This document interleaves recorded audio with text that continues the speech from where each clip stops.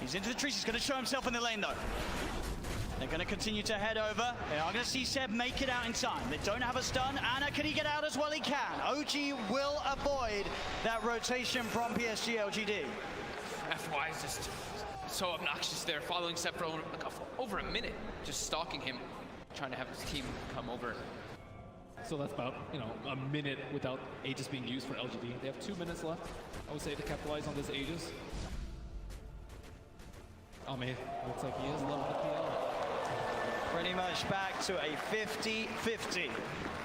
PSG LGD 2-1 up at the moment in this best of 5 grand finals. 1 game needed to secure the championship title. And at this point, they are ahead here in game 4. No-Tail hasn't had time to gather a full army of Ancient Creeks. Right now, he just has the Ancient Black Dragon. You really want those other auras when you're at a big disadvantage in these team fights already. Yeah, it's tough though, because Jerax doesn't want to be following around his Chen, giving him the Aghanim, so.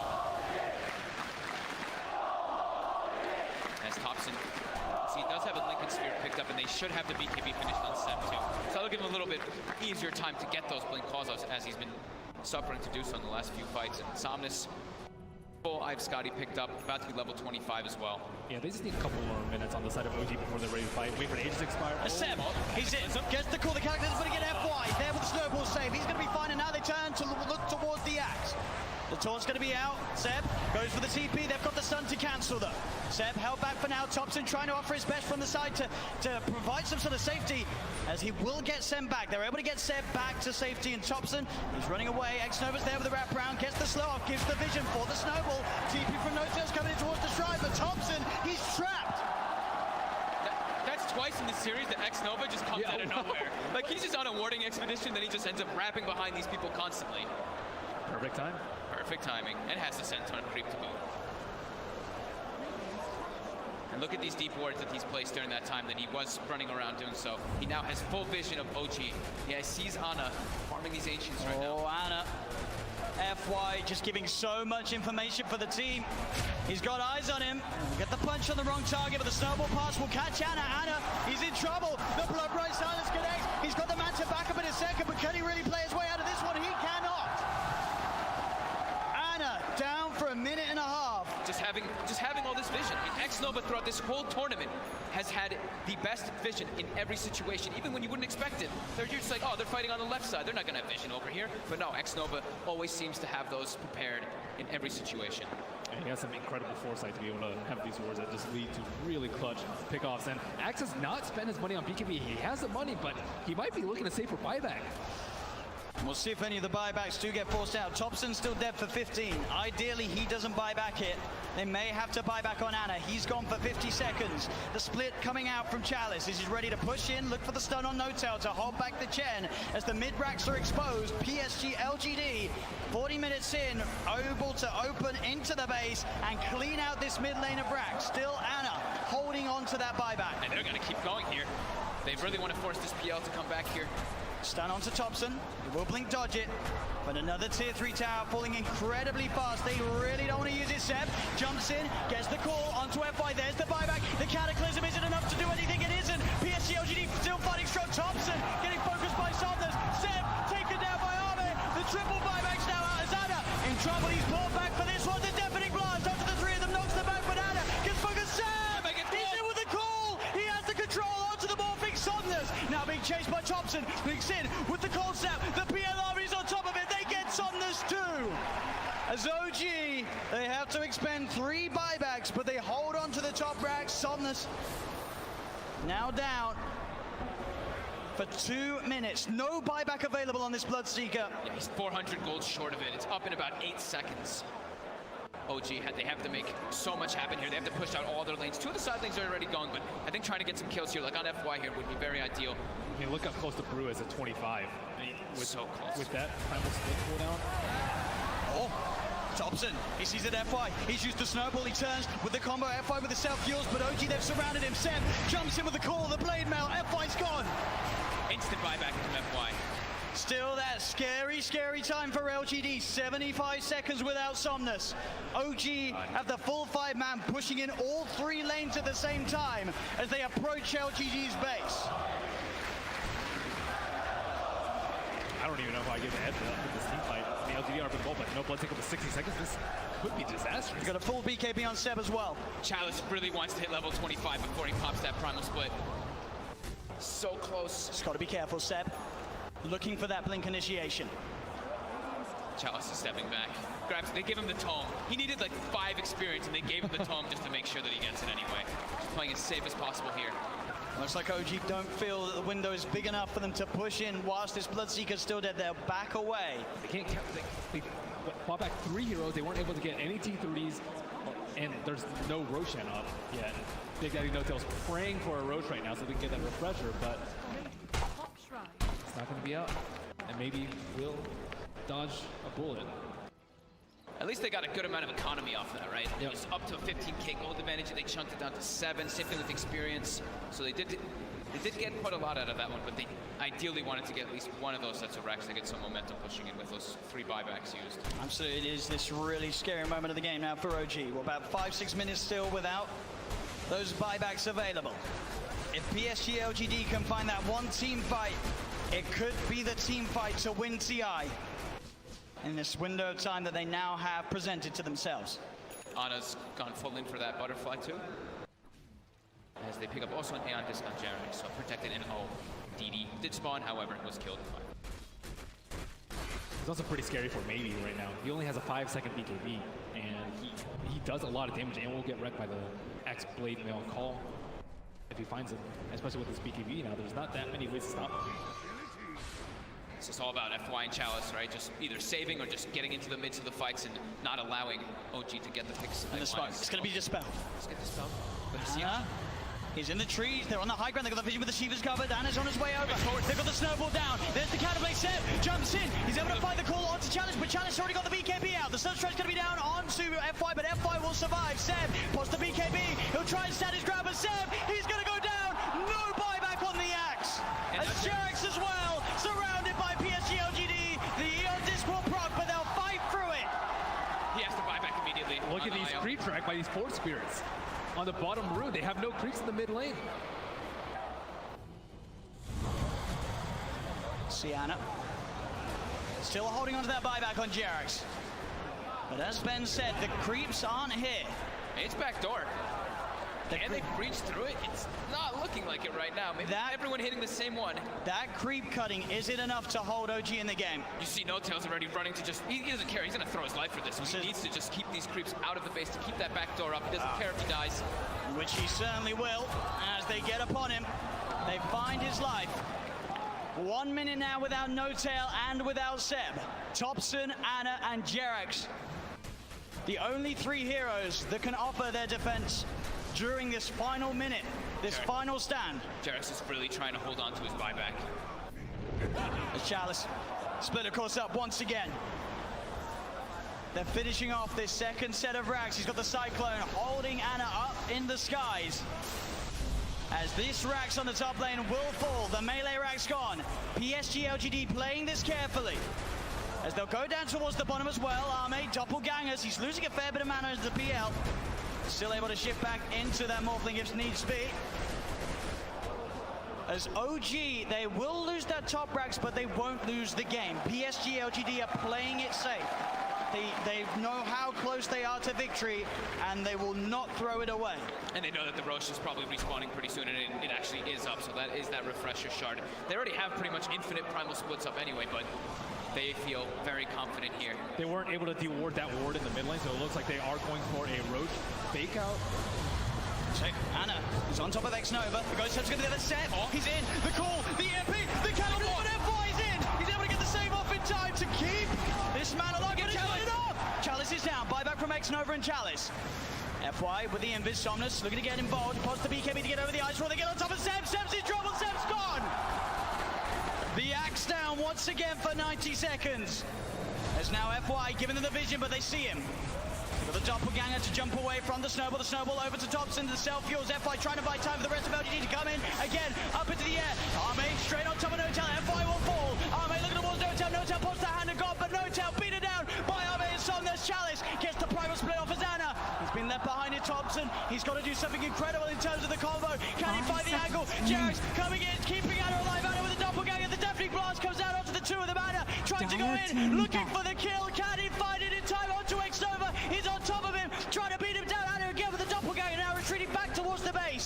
as X-Nova will survive. Jerax back in.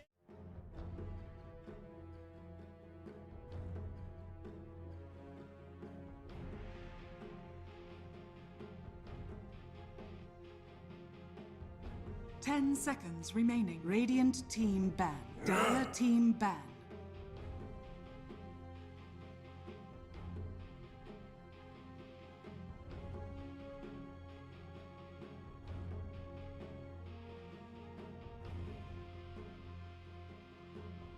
Radiant team ban. Dire team ban.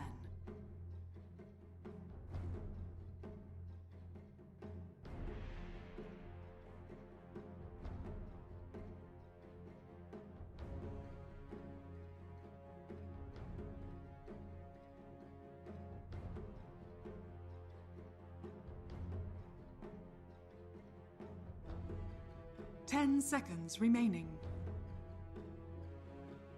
Radiant team ban. Dire team ban.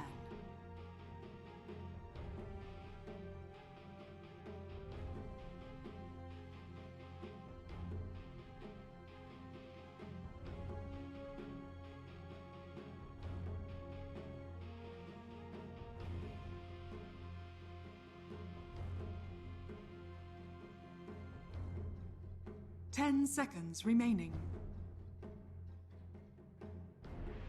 5 seconds remaining.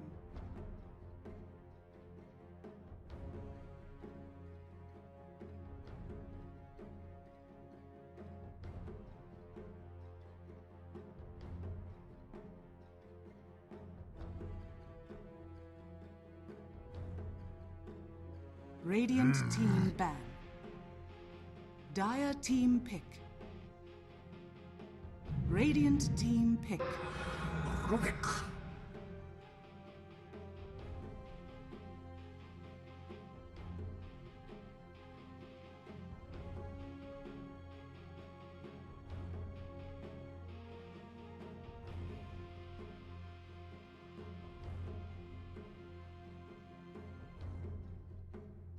10 seconds remaining. 5 seconds remaining.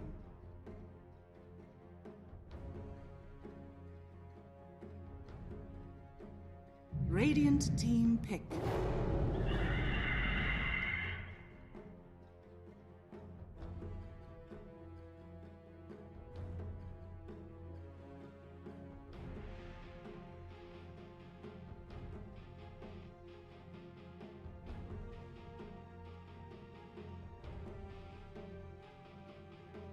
Dire team pick. Queen of pain.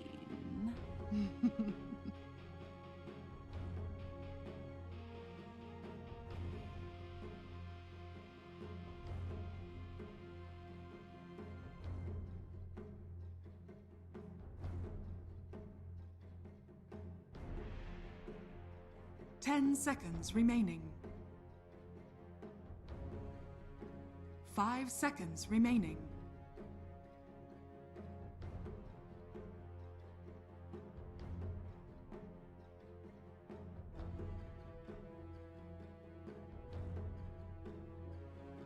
Dire team ban. Oracle.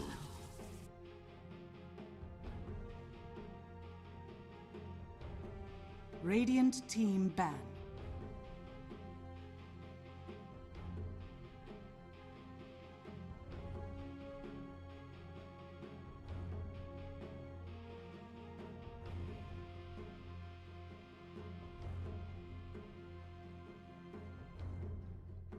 Ladies and gentlemen, hello and welcome back again to the Parimatch League 10 seconds remaining. 3. We're Radiant taking a look at team game number 1 here of our second series. Fly to Moon facing off against Hellraisers. We're already into it and well underway in the draft. So I have talked about this match a couple of times as we were getting ready for it. There are some interesting things that I think everybody should keep in mind. Number 1, these two would expect to be moved on in this league. Now it's not like by any stretch of the imagination 10 guaranteed, seconds but remaining. so far Hellraisers 2-0.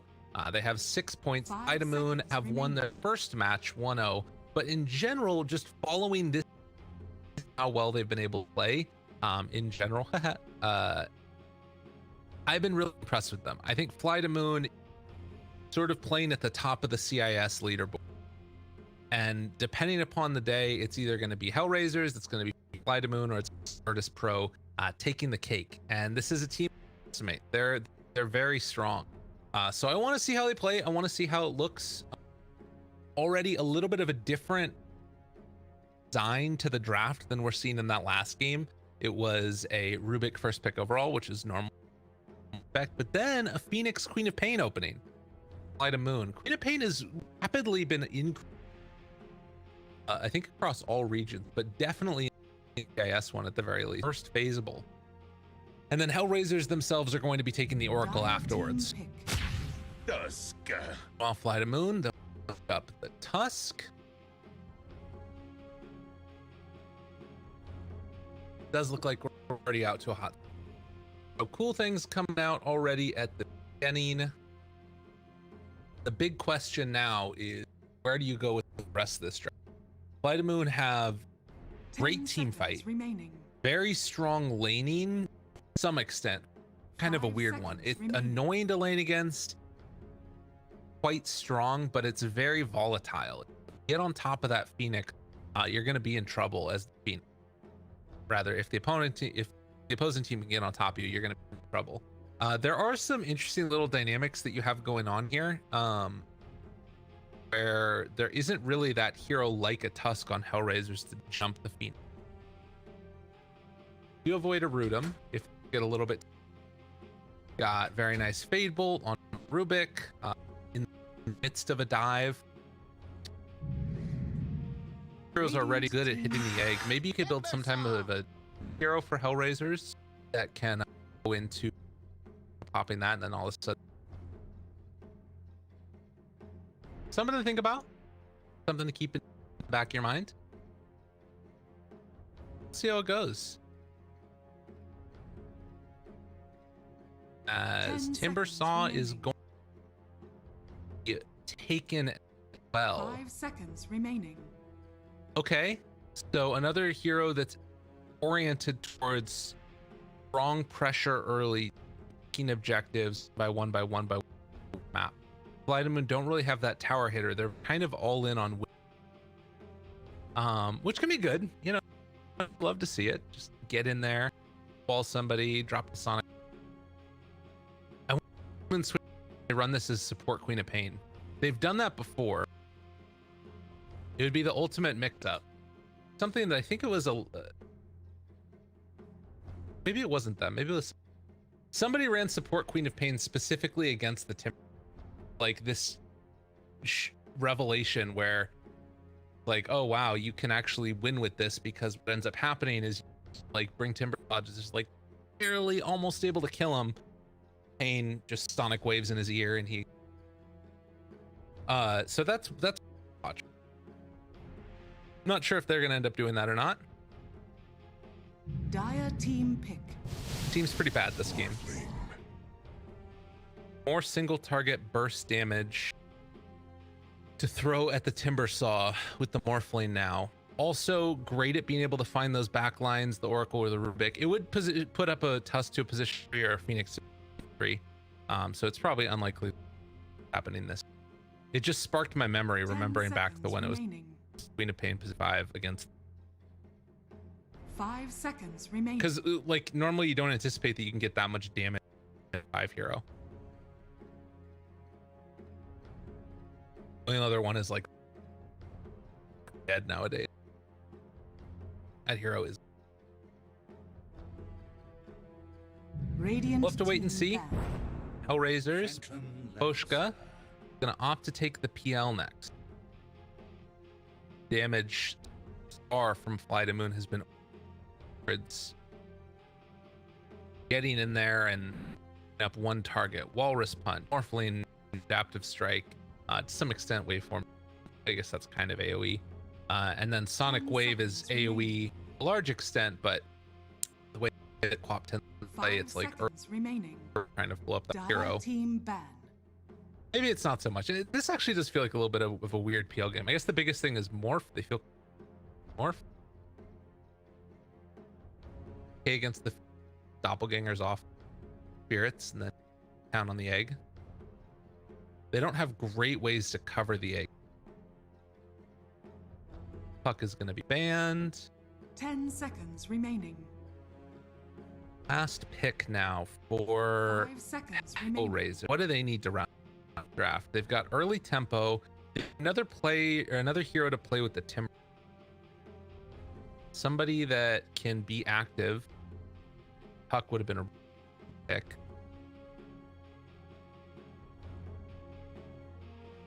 Oh yeah, first phase. Who else is there? Puck band, like you said. Ember band. God, what other mids are there? Ugna?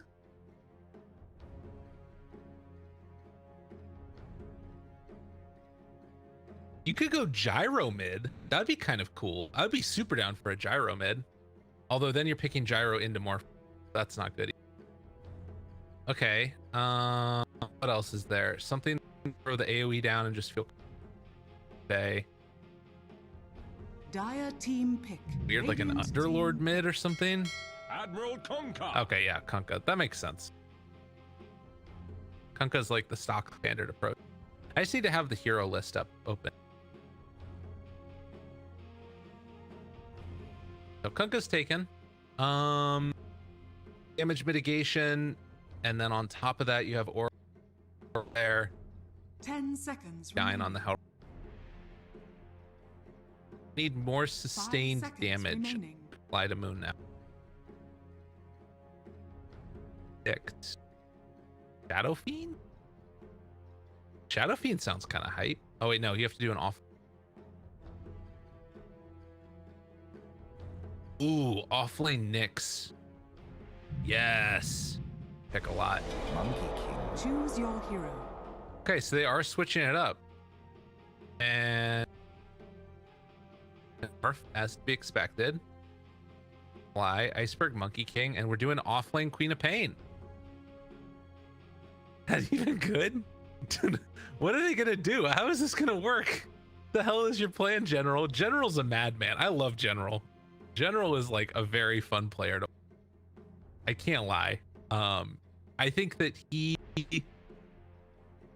reminds me of Cuckoo in a way, and the way that he would play offlane, where there are games where he like looks horrendously bad, and then there's absolute god. And Queen of Pain is the perfect hero for that. Remaining. Absolutely. All right, ladies and gentlemen, game number 1, Fly to Moon facing off against Hellraisers. Should be an absolute bloodbath. It's definitely a word. Don't mind me mispronouncing things. What happens when you solo cast a best of 3 and it goes you got another one afterwards? With me now. Congratulations, ladies. We're gonna hang out together. Check through chat real quick. I don't often do this. Always do a little check to make sure that all the production stuff is looking good. First game, question mark? Yes, first game. Thank you. Come on, Fly to Moon. What do you guys think? Fly to Moon win the game? Do I say you're gonna win the game?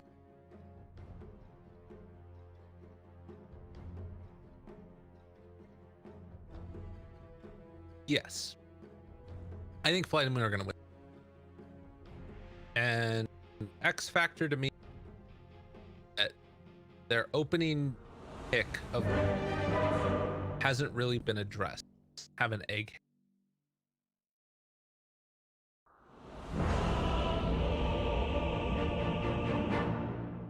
They do have some pretty distant and ways to get out of there and defense-oriented spells, but I think the way that Fly to Moon are going to play this, it's going to be more oriented pushing the tempo, staying on top of them, and I don't know how well Hellraisers are going to be able to deal with that. Go Fly, easy. Draft is hard first game. Step lively now. Your Go admiral is BB. on board. Yeah, first game. Fly, go Fly, easy. Who are you guys talking about? You saying go Fly? You guys realize this is not EG, right? Funnick. No, Funnick. Funnick. Okay. Oh, the snowball up to the high ground, trying to slow him down. Good route there, though. That'll keep Funnick alive.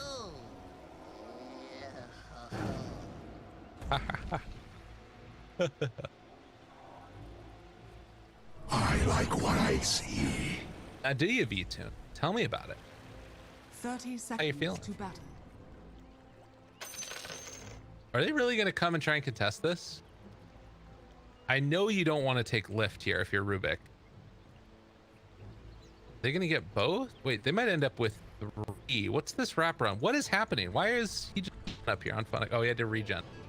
They're going to dodge. They're going to send Nyx down bottom. Interesting. So Nyx against V-Tune. That's the matchup they're going to look for. Maposhka into a click off with Always Want to Fly, maybe? I almost feel bad. Bad. So Fly to Moon are going to end up with all 4 bounties? You hurt What the the ones you fudge?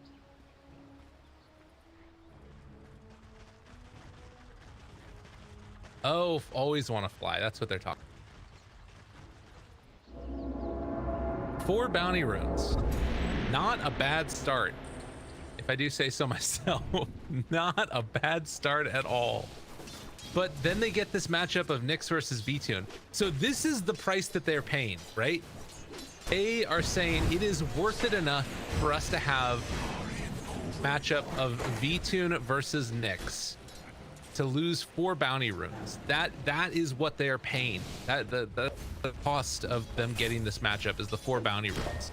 We'll see if it ends up paying off or not. Roger just goes down. That's first blood. And now they're gonna lose Maposhka. Hellraisers, what are you guys doing? Did you forget how to play Dota? What's happening? They're gonna lose Maposhka here too. Boots, the chase down. Fairy Fire. Oh, big plays. I guess that they just wanted to they wanted to aggro try, or they didn't. I don't know. But they chose to send Funnick over here against General. This matchup better go well for Funnick. If this doesn't go well, Fly to Moon, I think, are just gonna dominate this game. What is happening? Coming to try and contest. At the very least, he's gotten 6 CS. Nyx has gotten self. Mid lane, Monkey King, Iceberg, 5 and 3 versus the 4 and 0 from Kasani. Something to watch for at least there. Fade them. Tusk is good in a tri lane, but Rubik's Fade Bolt is kind of on the next level as far as what it can do. Trades. So much damage. Really annoying. Yeah. Level 2 is going to become important. They're snowballing onto Nyx, but he has Doppelganger. Out. Done. I guess the flip side to this is that it's like you've got 2 range support that are really good at being able to get the damage out there.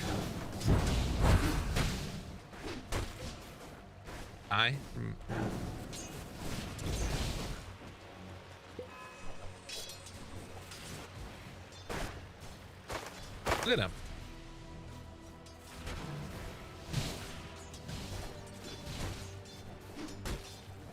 So I don't know. We'll see how that goes. General up top. I have a feeling we're gonna like step away and there's just gonna be a kill instantly. Bonnie just can't stay in lane against the monkey. Okay. Unfortunate. Problem. Just AFK jungling.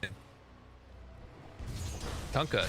I think, I mean, Funnick has to win top. If he doesn't win top, it's a really bad situation. Like, at least the PL is kind of winning pretty hard now. He's been able to get a couple full waves. Soon getting this one in an hour, so that should make up for the problem earlier. Still getting the last hits instead of the Fade Bolt and back to the full. So bottom is being won by PL by about a wave. Mid is being dominated. Iceberg is really just throwing him. And Sani is just going to try and go and jungle dead. He's like, I can't do this anymore. Be away. The interesting thing about this is that if he's able to soak this experience still while farming up this medium camp, he's gonna end up doing pretty okay, right? Like, yeah, it denies a lot of the XP, but you still get a lot. Like, he's gonna get level 5, his farming's gonna become that much faster, get 3 seconds off cooldown, and he's doing okay. I mean, like, yeah, he's getting bodied, but it's not the end of the world. What I please. Like, Kasani's kind of doing okay here. Staying about even with the monkey in terms of levels. The kill that can come later on once they actually have level 6 on the Kunkka, that can even it all up. So I think it's fine. Aloha Dance trying to punch onto Roger here. Can't really do. Got it. So it's actually not that bad. I think that Hellraisers have kind of equalized a little bit. They started to get some bounty runs now. That's pretty important for them. Nyx has left the lane. Said it's Funnick that's down bottom. Is level 5, so has the reactive armor. So they're prioritizing giving Funnick a good game. That's why they did this whole shenanigans down bottom. They're like, okay, we can't let our Timber be tri-lane, so we're gonna tri-lane it first. Then you get up to level 5, and then you come into the lane. Now they're gonna be okay here, I think. That's the whole idea, because Funnick would have died over and over again. That's really cool. That makes a lot of sense now. I like that. So it wasn't, they just wanted to make sure that their Timber Saw did not get completely destroyed in the early. And now, hypothetically, Funnick can do a lot of damage here. I mean, he's going up against a support that's strength, has like a lot of damage over time, but can't really do all that much to him. Fine here. Mid lane. Have boat. X. Damage out there. He did use Mischief though. Now the danger part about this is that if you do try and go on the monkey, go for an X torrent TP combo, as soon as he uses this Boundless Strike, you should be ready to go right now if you're Hellraisers, because the Boundless Strike is the one thing that can mess up your combo.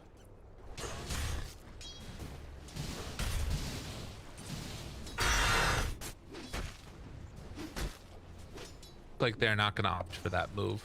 Wait until they're in. Maybe he waits until he gets level 7 on Kunkka. It's a pretty good damage increase.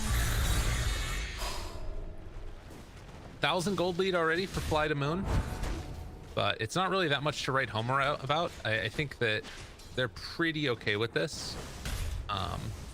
Your Hellraisers, particularly the fact that like Timber hasn't died once, right? Like this is the most dangerous period of time in the game for the Timber. As to now, boat landed, but I think he was able to mischief some of it, but not enough. In the end, the chase down is there. They managed to get the kill, and Always Wanna Fly pulls himself in with Kasani. Snowball off to the side, but Always Wanna Fly went down nonetheless. Impressive showing here from Hellraisers. They make that rotation we were talking about. It's real easy to do that. And now Funnick with a free game, basically. They've done a beautiful job of this. I kind of wish that Funnick would have just tanked through the tower there, though. Guy's reactive armor stacks up, and then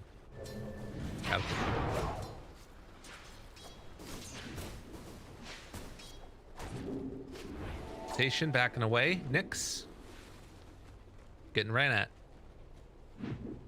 Realizes the danger, decides to back away. Hellraisers, very heads up play here from them. They've been doing a great job. 8 minutes in, taking a look at the net worth. Monkey King is up on top from Fly to Moon. They're messing around with B-Tune a little bit more.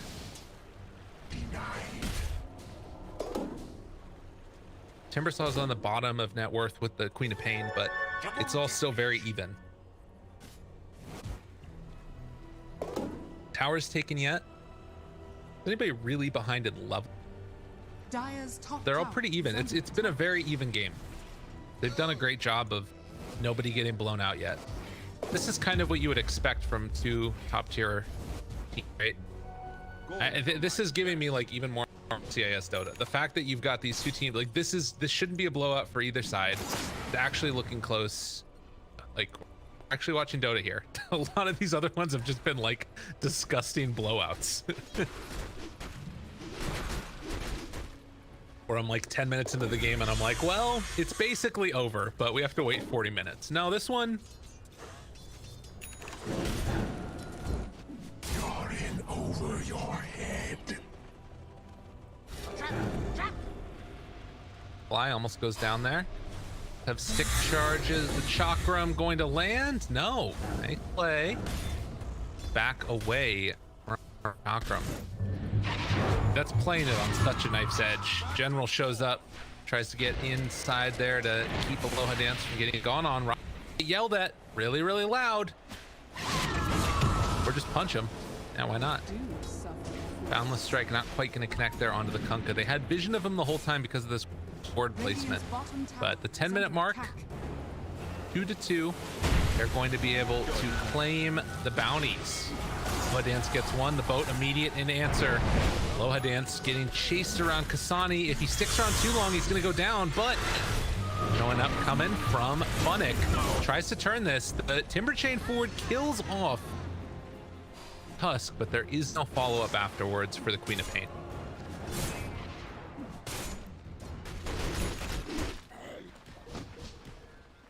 Yeah, this is coming down a lot just to sort of... There's no clear outdraft here. So far, it's still very even. The Queen of Pain is having a nice time of it, a little bit ahead. She's gonna go Necrobook on General. Why not? Let's go. Whatever, man. He's gonna be forming up a storm. This is gonna be awesome to watch. Dude, we're gonna see some like Blink Dagger General a little bit later on. Man literally can't not build Blink Dagger. He's just gonna go in. Pain. He's like, don't worry, I got an escape now afterwards. I blink in so that way I can blink out. Or to look like Muhammad Ali. Float like a butterfly, sting like a bee. General. Low P. Sani, 3 points up in X. Who they finding? Monkey Man? Monkey Man. X, lift, torrent, boat, gonna land on his face. Dodges the damage, but can't dodge all of it. They take down Monkey King. Ooh, bounty. Dire's top tower has fallen. Another big victory here for Hellraisers. They're able to take him down, and now Funnick running wild. He's got Aloha Dance in his sights. Throws out the Chakram. One more round of the Whirling Death. Gets the kill. This is the beginning of the snowball. This is where things can start to become a little bit terrifying with Funnick. Do we have any Spirit Vessel built? Dire's bottom tower is under attack. It's gonna be Echo Saber for Monkey. Kind of wondering if we were gonna see it on the oh, good Boundless Strike. Interrupting Funnick's chain away. T in trouble now. Fly still wanting to get the damage out. Primal Spring, chain away, trying to live Supernova. Committed to get the kill. Pretty as can be. Fly to Moon, find a way to turn it back on. Funnick goes down. It's just a slugfest going back and forth. Rubik's even over here just trying to like steal Ancients away from B-Tune. B-Tune doesn't even bother messing with him. He's like, I'm just gonna keep farming. You can't stop me. So Kunkka's going Spirit Vessel for the Morphling. We don't have anybody going Spirit Vessel for the Timber. Halberd instead is the decision mix. Now, this is normally going Spirit Vessel. It looks like it's an intentional choice here. They're much more oriented towards playing their own game as opposed to being reactive Timber, which I find kind of interesting. Phase boots. Phase boots with... So I think that their thought is we're still going to be able to kill this Timbersaw regardless. It is a little bit surprising though, that Spirit Vessel, but like this thing like the Quap Necrobook, right? If you go Spirit Vessel on Quap, you're probably not going to be able to find like a ton of farm for yourself. Aloha Dance trying to live. X's thrown back the other way. Walrus Punch turned around upon, coming from the Rubik. That was really well done. Wow, the Torrent gonna land there onto Iceberg. Tusk able to get the back out. Boundless Strike connecting now onto two of them. The Sunray doing a lot to save. A good two-man Torrent stolen. B2 using it as the Morphling. He X's back in Kasani, blocked off with those shards. Value of keeping Aloha Dance alive, but see, with these phase boots, he doesn't have that natural regen you want out of the Tranquils, so nobody ends up dying there. Already the first sights of playing as Kasani. Assuming that the Tusk is going to go for the Spirit Vessel next. Walrus Punch Steal is pretty hype. I love that.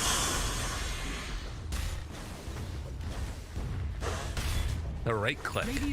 Never expected. You see like the weird little animation that comes out from him. It's like this sort of swiveling thing. General. Jump in if he wants to. Necrobooks are already dead. Trying to pull them past that tower. Funnet can keep on taking through this one. As the heal coming from the Oracle as well. Up top in the meantime, V2 is going for a little bit of split push action.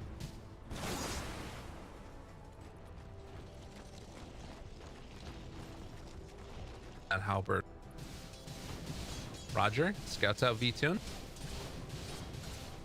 It's a hard kill to get though. Back towards mid in the meantime. Funnet misses his chains. Gonna back away. Play it safe. And nobody really wants to try and go onto V.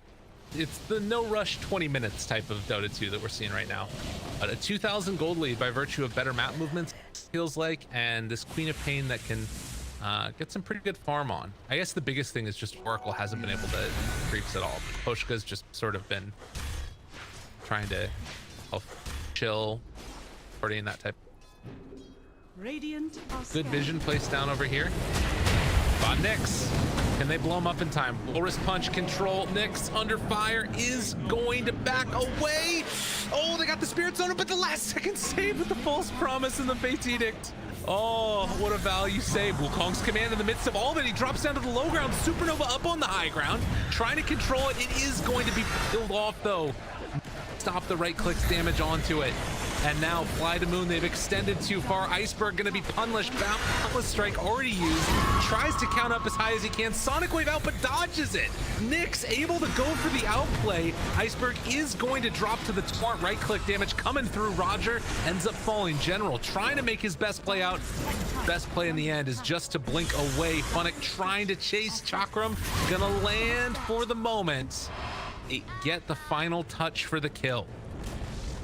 In the end, the total is going to be a couple of towers. Well, a tier 2-3 heroes gone for Fly to Moon.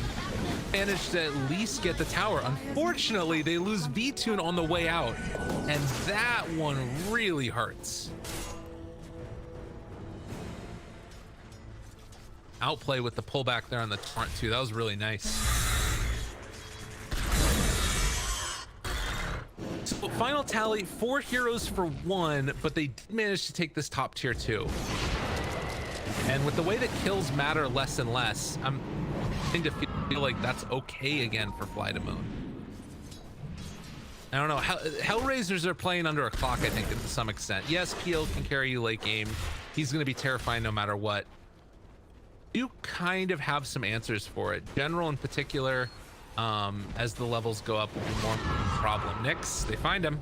Doppelganger, they see the real one. Boundless Strike is dead. It's like they have the answer of Iceberg, but also General, and then also like Phoenix is pretty good against him, like all that stuff. Tier 1 tower though is going to be taken by Funnet here. Be able to finish it off. Stick around. Wow. Radiant's middle tower has been denied. Manages to get tower denied. Ooh, and took adaptive strike. That's really good. For the full strength, a 2,000 HP more Rubik now. Snowball save, but that just means he's going on to Kasani, and that's going to be the end of Aloha Dance. While the Sunray, the dive went back in after the dive. A little bit of a bold play, and Oh my God, run away, get out of there. General shows up, tries to go into Roger. They've already killed off one. Iceberg dies elsewhere on the map. We're getting a little bit of lag as the supernova goes down. General chasing Sonic Wave, looking for the finish, but another great Fate's Edict. Gonna keep alive Funnick. I don't know what the lag is about right now. There is something weird going on, but it doesn't look like they're dropping any frames. It's just all in Dota 2. Under attack. Where did Monkey King die at? What the hell happened to him? He just got beaten down by the PL? Wow, okay. Gotta be careful, I guess. Radiant's middle tower is under attack. Fly underneath the ward. Start to use Supernova. Does get caught, and in spite of the X, he's just gonna die. Hellraisers is hitting on all cylinders now. This is the scariest part of the game, I think, right now for Fly to Moon. If they can get through this next couple of minutes, I think that it only becomes easier for Fly to Moon. To some extent, like the relative easiness. Yes, PL is going to get bigger. Yes, PL is going to be harder to deal with, but they have the tool.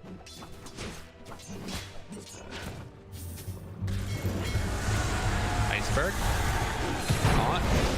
Tries to balance strike, turn it back around, but to no avail. Got to be real careful. Snowball attempted save from Aloha Dance into immediate death, and he just dies. Rubik have stolen. Fire Spirit, that's a pretty good pickup for him. Now a 2,000 gold lead the other direction. This is what I'm talking about. These next few minutes for Hellraisers, they are super strong. And Fly to Moon kind of just need to weather that storm. Spirit Vessel for Quap will be a big win. Monkey King has just sort of been on a feed train. 1-5-1. Trying to get towards the BKB. We'll have to see. I mean, if to be honest though, if Monkey King starts falling behind and he doesn't have like farming oriented items, then he might just die anyways and not be able to provide much in the late game. And if that happens and it's like all down to the PL, yeah, it's pretty bad.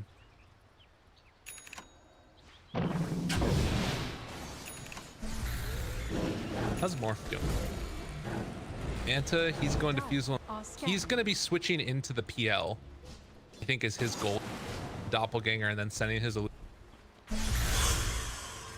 So I think that Morphlane, anticipate that he morphs into PL, starts running around punching, playing as him.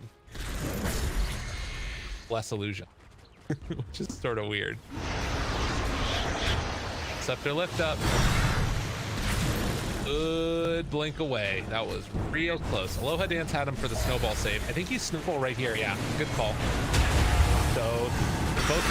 Oh no, they got the root off, and they both end up dying. Wow, what a turnaround! Iceberg goes command. There's nothing to keep these heroes in there though, I don't think. And Iceberg is just in a world.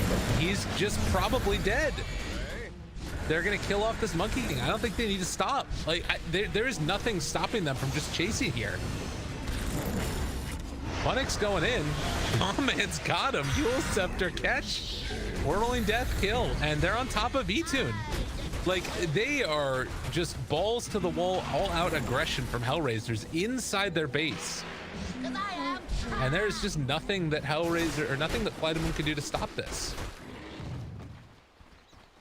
So 5-18, a 6,000 gold lead.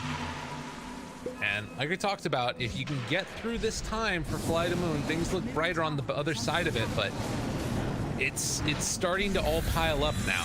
There might be too much damage being done. No, Snowball, careful there. Those snowball saves are becoming more and more dangerous too, like as this game goes on. Because you can just queue up a root, right, on your Oracle, catch a couple heroes in it, and then follow up with the Torrent, and they're gonna die. So they're like the Monkey King. Everybody go for Iceberg. Literally everybody kill Iceberg.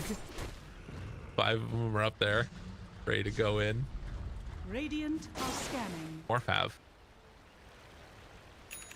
Diffuse Blade coming out now. Ready to play his PL.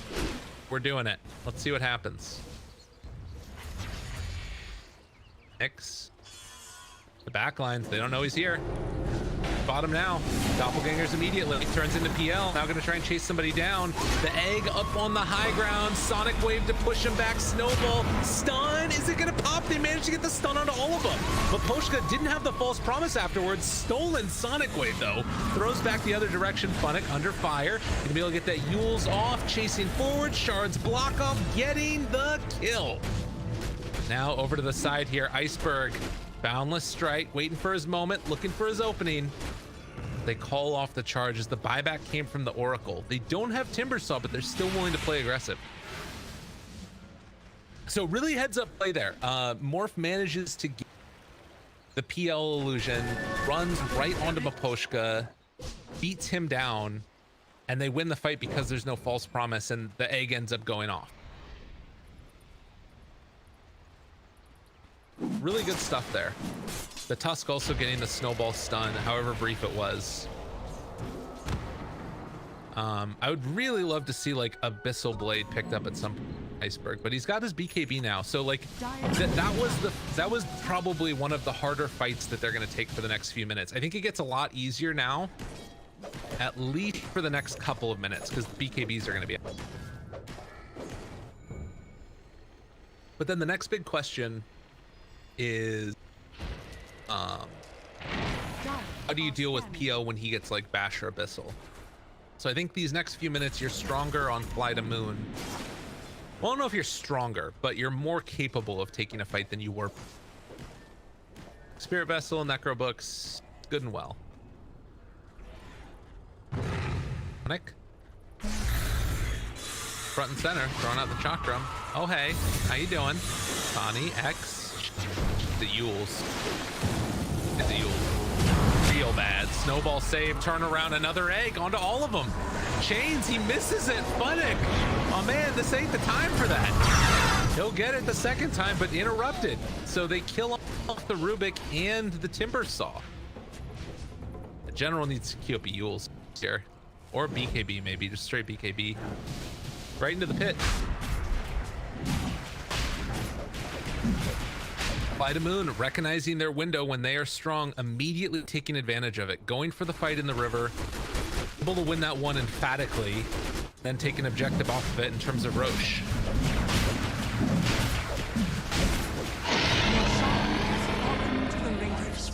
E-Tune, have the Aegis for the tier 1 tower in the mid lane. Dire's middle tower is under attack. 10 to 18. Has fallen. And it's just sort of the natural timings of when each of these start to become stronger. V-Tune, I think, is going to be the strongest here on the map for the next while, at least until PL gets the Abyssal, which he's rapidly closing in on, actually. Like, it's not that long of a period of time that Fly to Moon are stronger. They really need to take advantage of it. If they're just resting back on their laurels and not making moves, it starts to look pretty bad. Funnick going back for the Lotus Orb. Smoke up. Or got the bottom wave. Do Hellraisers want to fight here now? Think that they just dodge. See, immediately they're like, all right, we're not going to take the fight. So they're going to head out. Their own thing for a little bit. Nyx will push out the midway. Fly to Moon with this agent will attempt to clear out the tier 1 tower and probably at least one of these tier 2s, if not both of them. We've got 3.5 minutes left. Sani, AC, getting close to done. Fit for a queen. Dire's bottom tower is under attack. Dire's structures are fortified. Does that matter? I think the biggest thing is being able to mitigate the damage coming from the Wukong's command. Yeah, it's nice to get like the minus armor onto all of these heroes with your own cleaves, but that's not mainly what he's doing on like control. He's damage mitigation. Like, yeah, there's some cleave damage in there. It's significant to some extent, and having the AC will definitely help with that. But oh, are they gonna try and take this fight? So Hellraisers are trying to dodge, Dire's bottom tower and Fly to Moon are trying to force the issue. They spot him. Funnick, he gets the real one though. Always want to fly, gonna go in, go for the supernova play on the back lines. They blow him up right at the start. Snowball, not able to get that save off at first. Now V-Tune switching into the PL, trying to take down these illusions, or rather supports first, if at all possible, but Morphling getting low, he drops. That's the Aegis dead. That fight couldn't have started any worse. They will kill Nyx. We'll see if Morph can find anything else afterwards. Chasing for Kasani, looking for the bash, able to find it from the low ground. And Funnick chased General on top of him, should be able to finally end up with a kill. So they take down both the PL and the Timbersaw, but they end up losing the Morphling Aegis. I think that's still fine because they managed to get one of the tier 2 towers at least.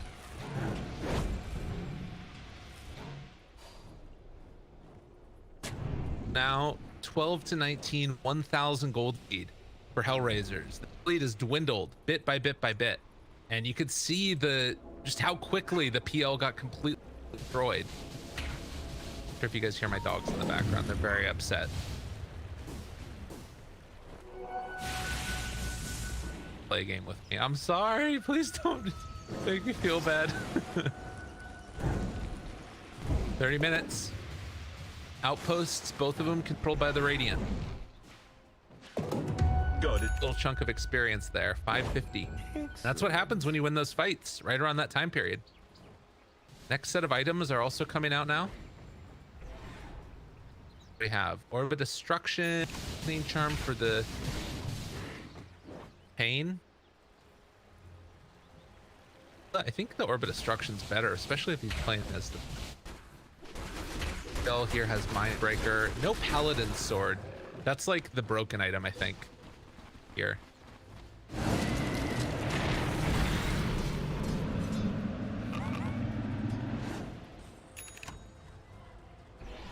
Couple of little mangoes there. Another series of probably just waiting in next round. Fights start up. Monkey King has caught up nicely. He's now up there. General's up there. All of Radiant is fairly well farmed, and this is that thing that I was talking about where, like, once you get to a certain stage, if Hellraisers leave their foot off the gas, they start to lose that, like, built-up advantage that they had. This would be a big kill if they could get it.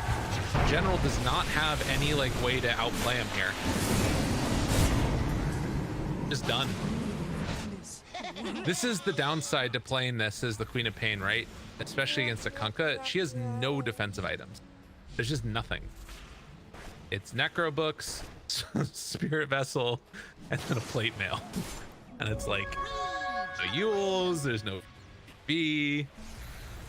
If they find a Minotaur Horn at the next tier, that's like the most value item that you could possibly get in this game from Light of Moon. But they're trying to bully a little bit. They're hitting another power curve here. Done. Here, Aloha Dance hiding to the side. He's barely going to be able to get out of there. He has an enchanted quiver. Okay. Interesting. That's kind of height. So he gets the bonus damage. Does he crit off the 300 bonus magical damage? There's no way, right? I mean, we'll see how much damage he does on the next Walrus Punch, but that sounds pretty insane if he does. I mean, maybe he does. Maybe he does crit off of it. If he does, 350% critical damage. So that's what, 900 damage from Enchanted Quiver? Dude, there's no way. Does that actually work like that? That's like an enormous crit if that's true. Dude, that shit is broken if that works. Think about how much that is. Cause like, I mean, just in terms of like, just straight up numbers, basically like having a free rapier with a Walrus Punch. If that works like that, you want to build that on Kunkka too. All right, no, it's well, 835. It's still pretty good, but that was a lot of damage on a Kasani. Bo comes out afterwards. Supernova is going to complete. Stolen, what was it? Fire Spirits. Turn now onto the Phoenix. Always want to fly. Able to get the jump away. Waveform forward. Nyx in some trouble. Full control is there, and they will be able to get the kill. PL dead. Continued aggression. Funnick out far. The X-Spec in one. General is going to be able to get away. All right, I gotta double check. It didn't look like it did it. 850. I mean, actually, yeah, that's true. Wait, is that right? Because it's gonna be mitigated still. That was so much damage? Because he has crazy armor. He was right under a tower, and that still did like a third of his HP. Pretty sure if he just punches the Oracle, Maposhka's like dunzo. I gotta double check that in between the next game, because that looks insane. I guess though that it's gonna be mitigated by your magic resist, magical damage, like the combo, right? You end up with like 300 damage of your right click normal, other like 800 magical damage on top of that. Pretty crazy. And then they also have a pipe too, so the magic resistance. I mean, it's really good. Wow. I feel like Kunkka should get it. I guess it's not as good as a crit off of this damage. Well, 479. So, I mean, if it actually works like that, it should work with Kunkka too. So then that would be what? It would be like a 400 damage hit every time you have Tidebringer up. What's the cooldown on Enchanted Quiver? 6 seconds. So it would, it still would be really good. Works.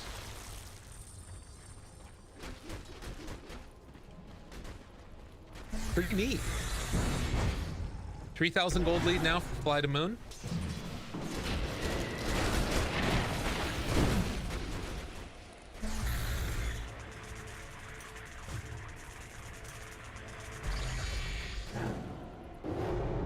Aloha, Dan.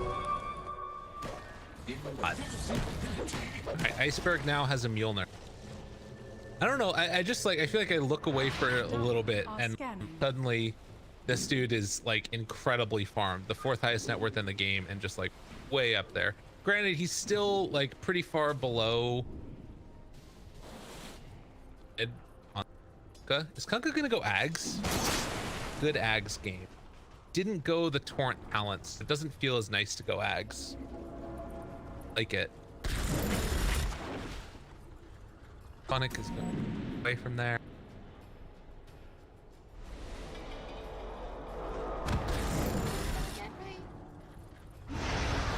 Trying to chase in. You hit Scepter. Dodging damage. Counting up to 4. Has his BKB afterwards. They need to use it, but I don't think. Turning into the. Dire's top tower is under attack. It's gonna be Roche. This is a bold play. This is really bold from. I can't believe they're actually gonna go crazy. Taking the outpost, they want to be able to fight around Roche. They don't realize that Roche is already being taken. Now they do with the Torn out there. Sani can throw another one in a second if he wants to. Funnick thinking about going in. They got this AC nearby. A little bit too scary to walk into all of that.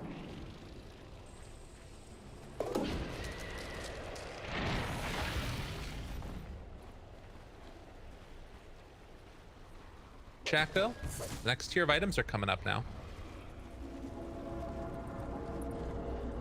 It's got a sheep stick now. Radiant are scared. Hello.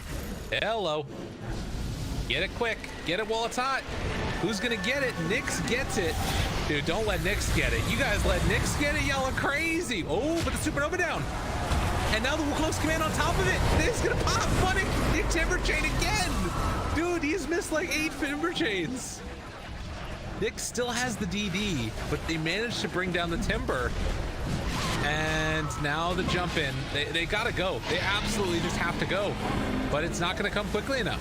They managed to snowball in, trying to chase these heroes down. Gotta run away. General on top of them. Roger is going to drop because of this.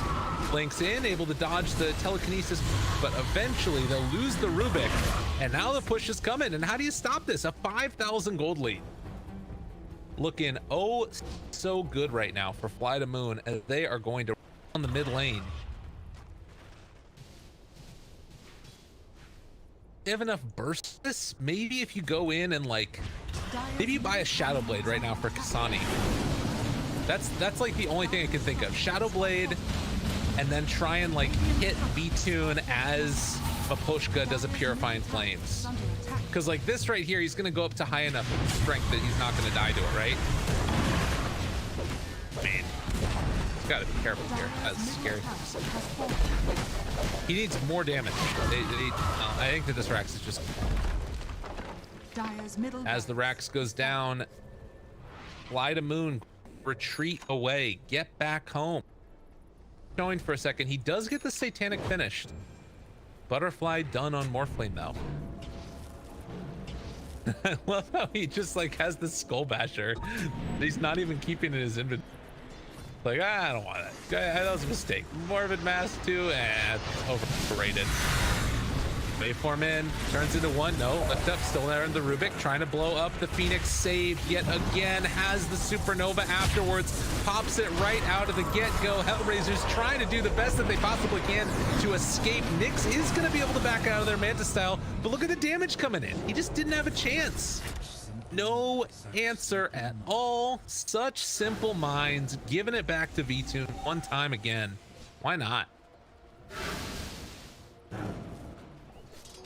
Got it. Without consequence. Fine to the air. One's tough. Monkey King has Aghanim Scepter. I think it's over. I don't know if Hellraisers can do this. They played a good fight, but man, Fly to Moon just kind of waited for their time.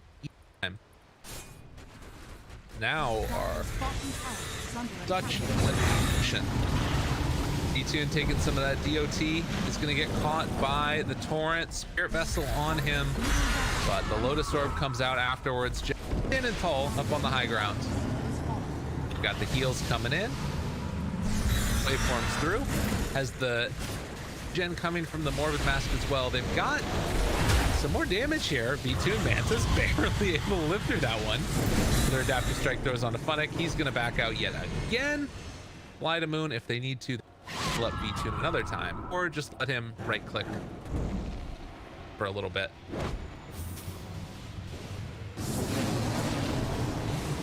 They got the heal coming. And there's the Minotaur horn. Oh, give that to the Queen of Pain. That is the perfect item for her. She just wants to keep Quickening Charm. Okay. Still have another minute and a half left on Aegis. They're going to push out their lanes one more time and then probably go on high ground again. Yes. Necros here, General.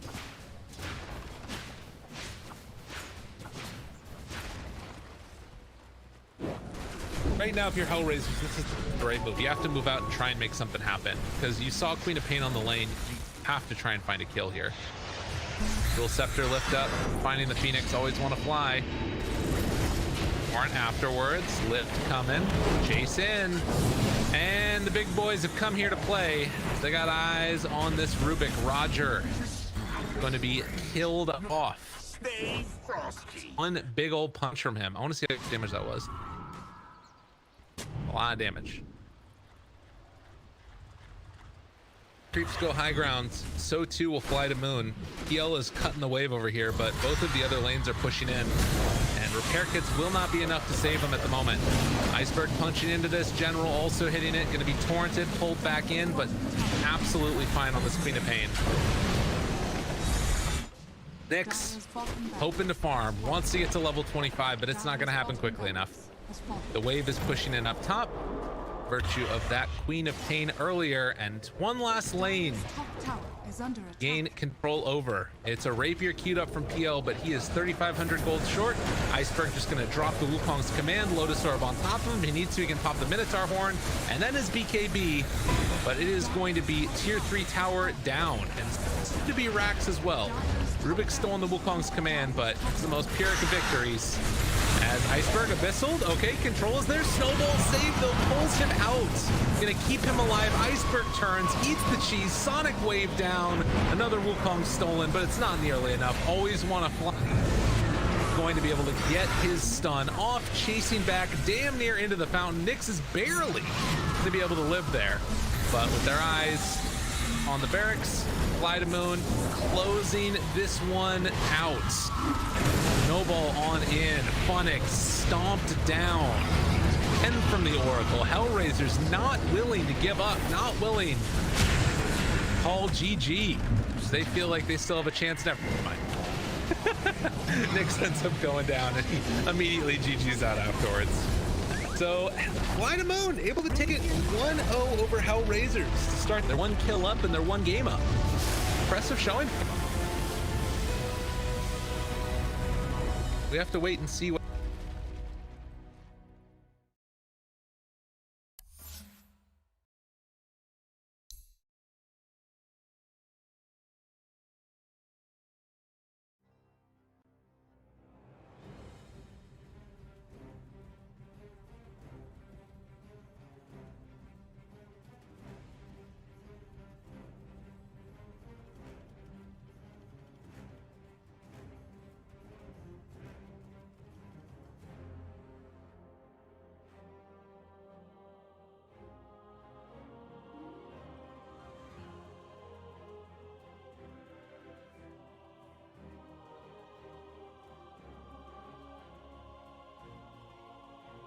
John, FY, he's found himself No-Tail out on his own. He's trapped him.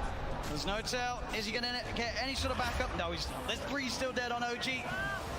It'll be a slow and painful death here for No-Tail as Zame comes in for the kill secure. And I love the way that Chalice popped his BKB super early in that fight. He just knows, I just need to get my ulti off, and he cast it at a very safe range. He didn't wait for the last second of his BKB. He's not very greedy. I think that's a lot of the reason why they've been winning these team fights. Seb has been struggling, still about 1,000 gold away from his BKB. I mean, yeah, this Brewmaster is a display of perfection, really. It's the highest level in the game with his Bloodseekers. And doing a ton of damage in the fight. One of the most damage in the game as an offlaner. Now has full Shiva, so even more ways. He's pretty much itemized entirely just to be like, Ana, I'm ruining your game. I've got Radiance, I've got Shivas. You're going to struggle so much in these fights as Phantom Lancer. Eric's did his best to keep Ana alive, and but Ana wasn't able to do damage because he was ruptured. He wasn't that low on HP, but still can't run around. Seb. Oh, I'm just going to this here. Got to be careful who shows up top. Indeed, Jerax. He's going out on his own.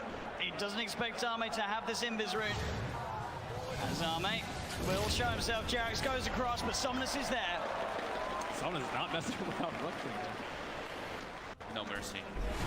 They're feeling very confident now at this point, getting these very advantageous team fights as well as getting kills on the split push too.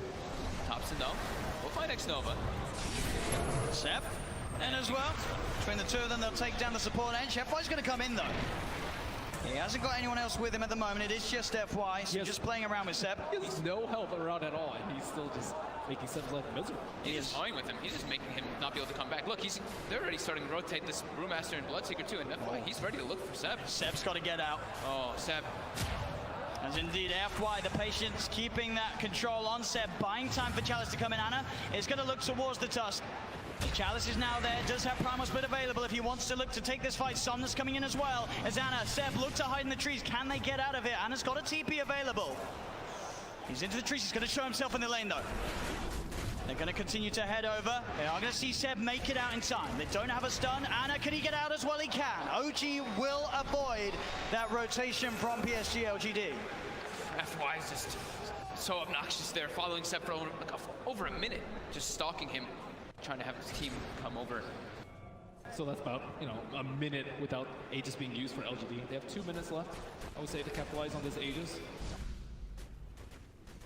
Oh man, looks like he is level the PL.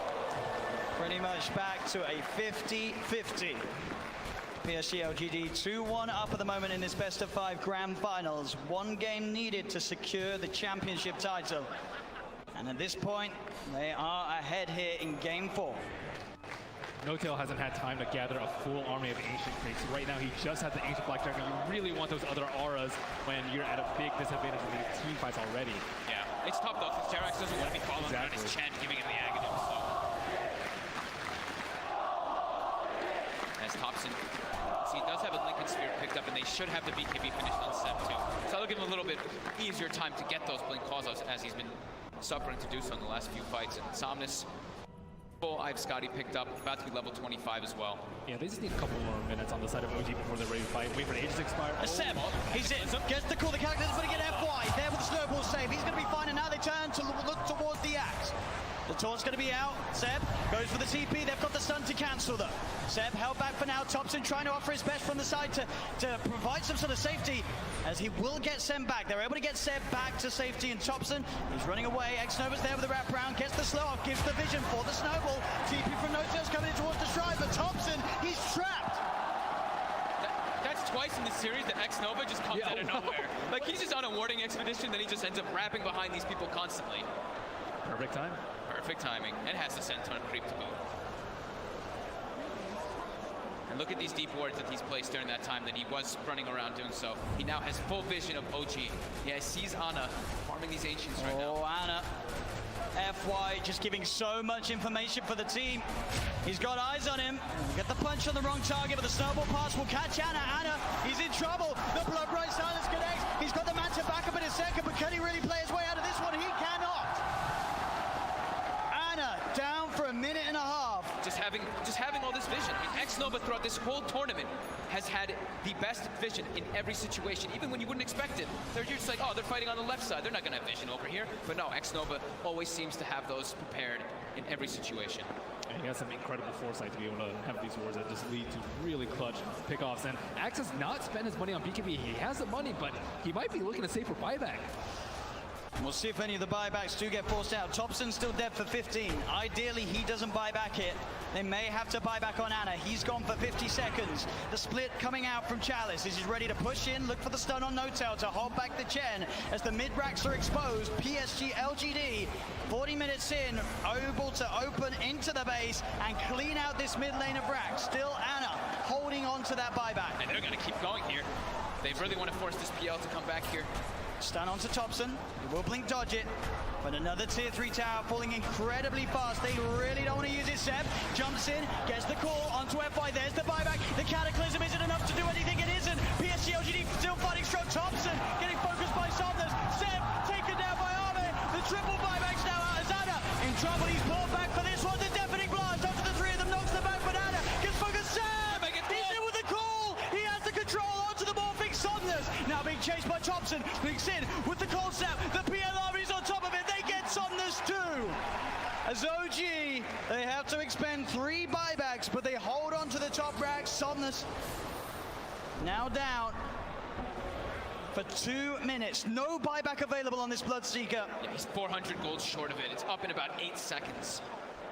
OG, they have to make so much happen here. They have to push out all their lanes. 2 of the side lanes are already going, but I think trying to get some kills here, like on FY here, would be very ideal. I mean, look how close to Brew is at 25. So close. With that primal split cooldown. Oh, Thompson, he sees it FY. He's used the snowball, he turns with the combo. FY with the self-heals, but OG, they've surrounded him. Seb jumps in with the call, the blade mail. FY's gone. Instant buyback from FY. Still that scary, scary time for LGD. 75 seconds without Somnus. OG have the full 5-man pushing in all 3 lanes at the same time as they approach LGD's base. I don't even know if I give a head for this team fight. The LGD are goal, but no blood take up to 60 seconds. This could be disastrous. He's got a full BKB on Seb as well. Chalice really wants to hit level 25 before he pops that primal split. So close. Just got to be careful, Seb. Looking for that blink initiation. Chalice is stepping back. Grabs, they give him the tome. He needed like 5 experience, and they gave him the tome just to make sure that he gets it anyway. Just playing as safe as possible here. Looks like OG don't feel that the window is big enough for them to push in whilst this Bloodseeker's still dead. They'll back away. They can't count.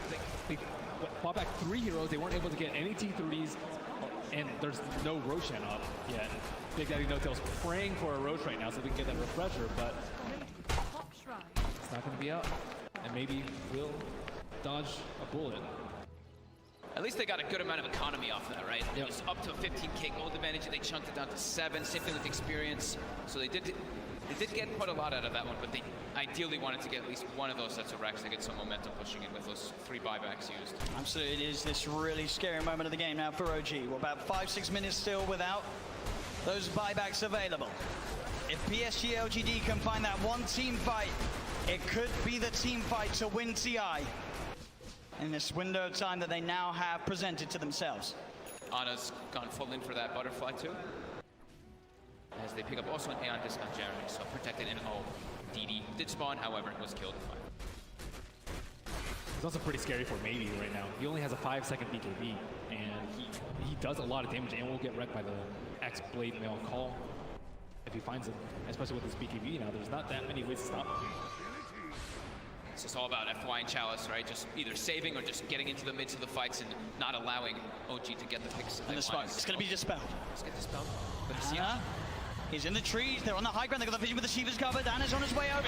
They've got the snowball down, there's the counterplay set, jumps in, he's able to fight the call onto Chalice, but Chalice already got the BKB out. The Sunstride's going to be down onto FY, but FY will survive. Seb pots the BKB, he'll try and stand his ground, but Seb, he's going to go down, no buyback on the axe.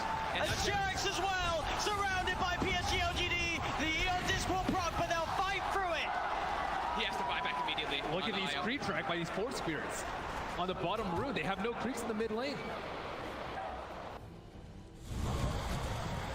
Sienna still holding on to that buyback on Jarex. But as Ben said, the creeps aren't here.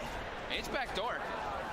Can they breach through it? It's not looking like it right now. Maybe everyone hitting the same one. That creep cutting isn't enough to hold OG in the game. You see No Tail's already running to just, he doesn't care. He's going to throw his life for this. He needs to just keep these creeps out of the base to keep that back door up. He doesn't care if he dies. Which he certainly will as they get upon him. They find his life. 1 minute now without No Tail and without Seb. Thompson, Anna, and Jarex. The only 3 heroes that can offer their defense during this final minute, this final stand. Jarex is really trying to hold on to his buyback. As Chalice split of course up once again. They're finishing off this second set of racks. He's got the Cyclone holding Anna up in the skies. As this rack's on the top lane will fall, the melee rack's gone. PSG LGD playing this carefully. As they'll go down towards the bottom as well. Arme, doppelgangers, he's losing a fair bit of mana into the PL. Still able to shift back into that Morphling if needs be. As OG, they will lose their top racks, but they won't lose the game. PSG LGD are playing it safe. They know how close they are to victory, and they will not throw it away.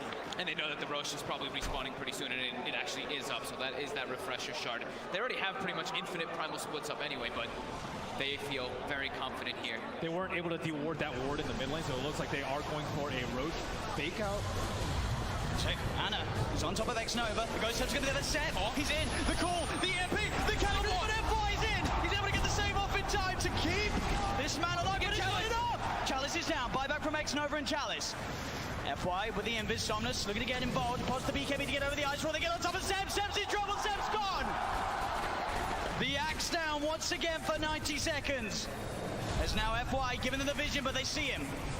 Got the doppelganger to jump away from the snowball over to Thompson, the self-fuels. FY trying to buy time for the rest of LGD to come in. Again, up into the air. Arme straight on top of No Tail. FY will fall. Arme looking towards No Tail. No Tail pops the hand of God, but No Tail beaten down by Arme and Somnus. Chalice gets the primal split off as Anna. He's been left behind in Thompson. He's got to do something incredible in terms of the combo. Can he find the angle? Jarex coming in, keeping Anna alive. Anna with the doppelganger. The deafening blast comes out onto the 2 of them. Anna trying to go in, looking for the kill. Can he find it in time onto X-Nova? He's on top of him, trying to beat him down. Anna again with the doppelganger, now retreating back towards the base.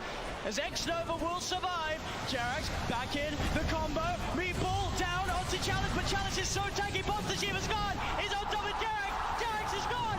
Anna as well. Can he really fight back against the Somnus, and X-Nova are so low?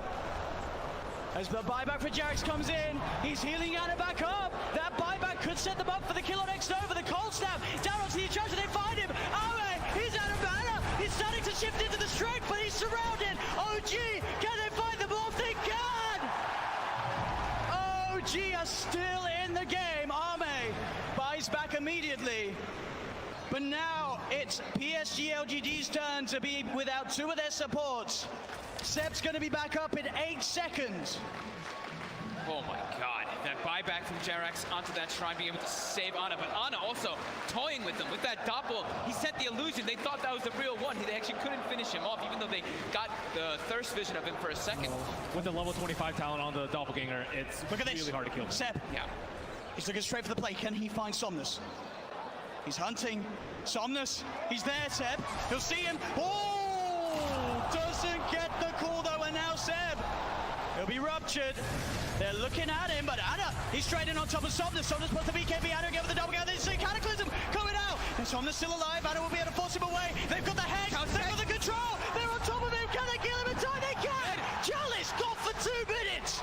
And Seb, he's finding, looking for Ame. Big Daddy No-Tail gets the penitence out. Only onto the illusion, though. Ame able to waveform up to the high ground. As Ame should be fine here. Thompson's got the ghost, so he's got Hex maybe. up soon too. Oh, the doppelganger Ame's over the trees. Can he hide his way out of this? He's back. Real one. Goes for the waveform. Seb tries for the call, but he's already out of there. Nice, nice play from Ame. And he buys so much time too for his team there. The Brewmaster was dead for 120 seconds, now only 90. Still a big window for OG. They're only without Jerax for the same amount of time. And that lead the PSG LGD had, it is going down a little bit. Only 4K, 5K at the moment with these last few fights. Obviously the 25s now coming out on OG. Thompson's into the pit. What a timely DD coming out for him too. I don't think they expected to be taken out as fast. He's almost able to solo it with the help of these summons. And that's a refresher shot. There's no way to get this. There's no way LGD can come. Oh, and the Seb level 25 too. That extra Berserker's Call AoE. It catches people out. They don't expect it. It does not feel like OG T-Rex now. At all. The Berserker's Call now is, I mean, the AoE is massive. really massive now when you have that talent. It's so hard to play against. Can PSG LGD do it? They've got the Basher now. Radiant For Somnus. team back. For just a 2K lead with those last big comeback plays from OG.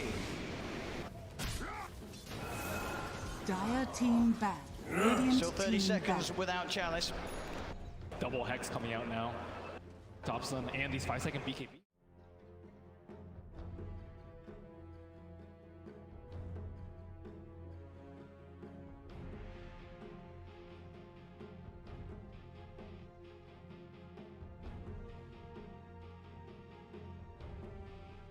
Ten seconds remaining.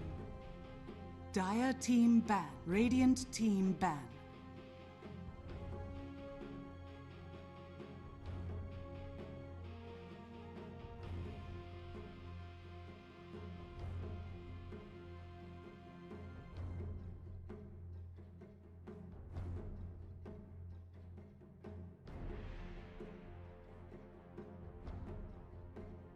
Ten seconds remaining. 5 seconds remaining.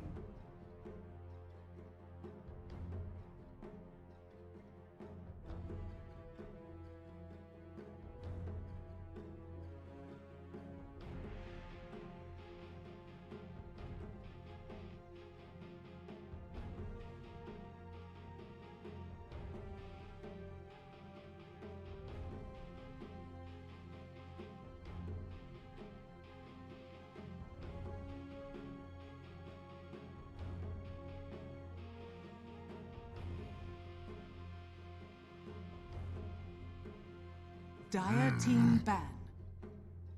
Radiant team ban.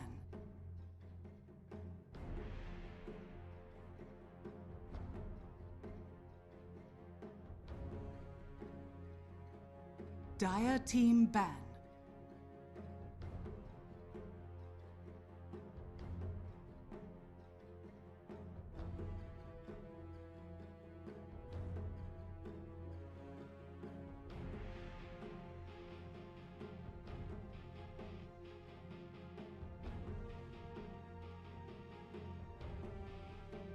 Ten seconds remaining. 5 seconds remaining. Radiant team pick.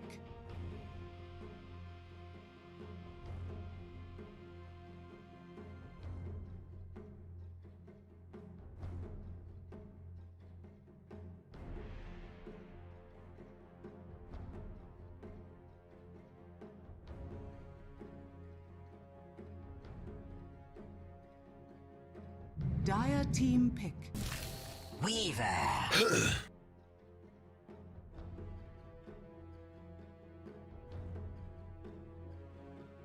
Ladies and gentlemen, hello and welcome back again. We're here taking a look at the Parimatch League Season 3. It is game number 2 of our second series, Hellraisers facing off against Fly to Moon. Man, that last game was pretty hype. I think that there was a lot remaining. that one that I think became clear to me as the time went on. Number one, not really great save hero out of Hell. At least true. I mean, team pick. First thing that I say is just a lie. That's perfect. They had good save heroes. They had the Oracle, but the problem was that it was so easy to Fly to Moon just like zero in on, right? And I think part of the reason that happens is because in general, playing on this pain there and make things crazy. And I think Hellraisers here are trying to do that, and they're saying, okay, we're gonna play the same. Have it. We're gonna let you have the Phoenix Queen of Pain. We instead are 10 seconds now play the remaining. That's gonna be harder to isolate. Like if he's 5 seconds remaining. fight, unless you have sentry wards already down from Flight Dust, unless they have gem, and less and less and less and less and less team back. equivocations. Unless that happens, Ever is probably going to get the time lapse off. Now I'm assuming this is going to be one of boarding or off laning wars. Sonic is probably going to be playing it and trying to go towards the Magnum Scepter. The Dragon Knight sort of doubles down upon that thought to me, but it also means that like now you don't have this like super immobile hero that just gets ran at by a Morphling who's turned. I think literally picking the PL ended up losing Hellraisers that game. The fact that they took it themselves and then Morph was able to turn into it, on target for these other ones. They had more than enough damage from the rest of their heroes. And then like, okay, you have no save now, so this hero is going to die. So effectively they didn't have a save hero, even though they had Oracle, and don't have Oracle doing anything but saving itself. Great Oracle game. That's a problem. So instead it's go first pain and banning out the PL themselves. So they're saying, okay, don't want to have to play more into, we don't want to play PL ourselves, so we're just going to take it out of the pool. You guys can't pick it now. So that makes sense to me. I think this Morphling turning into PL thing is pretty freaking good. Pretty good.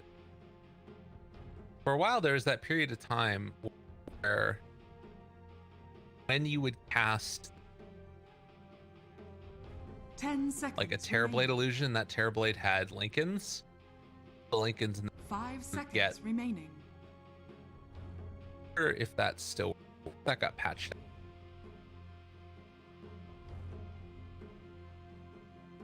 But regardless, banned. Didn't like how, team pick. and I don't think that they're, oh my god, there have been so few Nixes. I've been like calling for Nix for the place. They're doing this. There's one saw, and Nyx Assassin is like one of the best answers. Looking up Dota Buff right now, how much it's been played in the Parimatch League.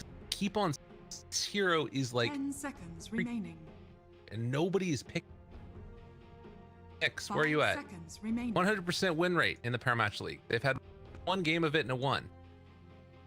Take a look real quickly at Dota Pit. Hero is like so good against all picks. Taking it. Unpicked at Dota Pit. Rubik, Queen of Pain, Grimstroke, Earthshaker.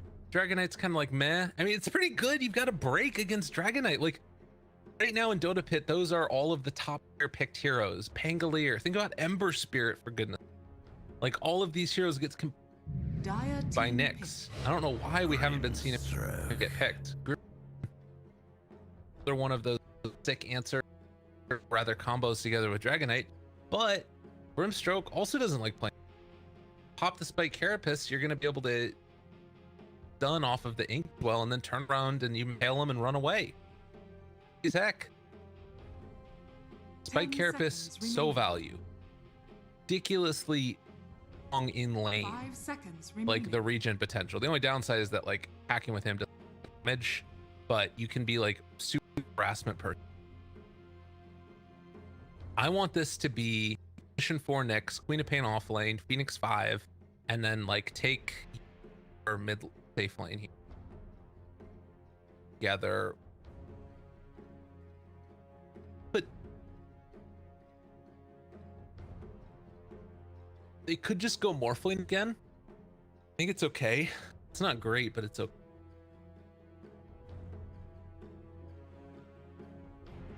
Roll, it's okay. Fairly loved. Go. Problem is that like kind of, I mean, I guess it doesn't matter that much. Running against the Dragon Knight, probably.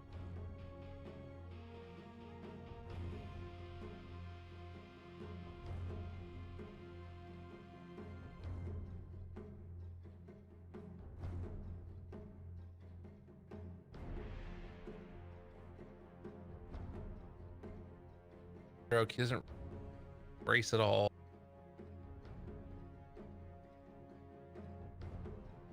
Then you get Razored.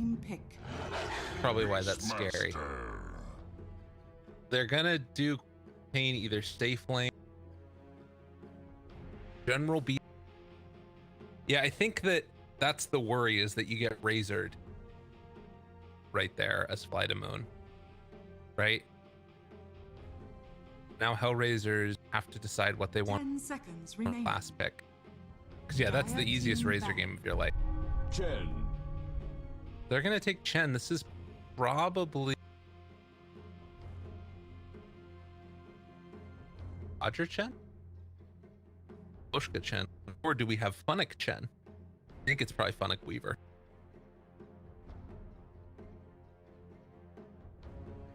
Hacking damage. 10 seconds remaining.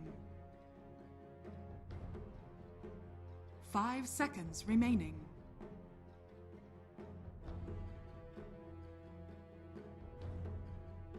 Radiant team ban. Shadow Fiend would have been nice.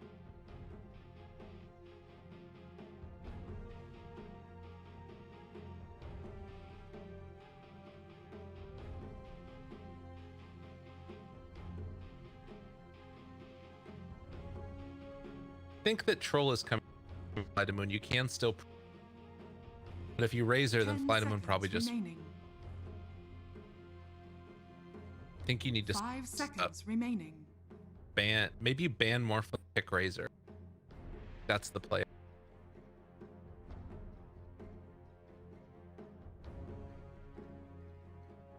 Wise, like, that way you can counter out.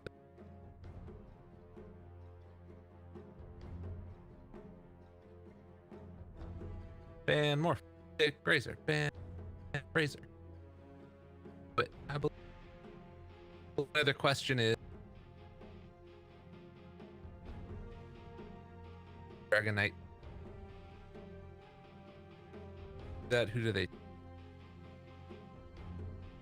Radiant team pick. Axe? Timber? No way you can. Hide Hunter? Arc. Tells me, I think that they're trying to take.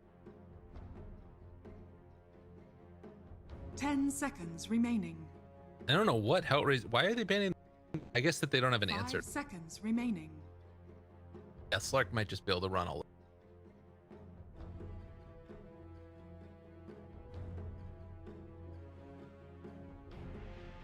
Dire team pick. I speak for the trees. So that's a complete. Yeah. Morph here. Light a Moon.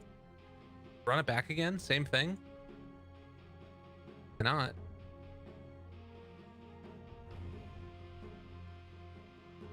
Ten seconds remaining.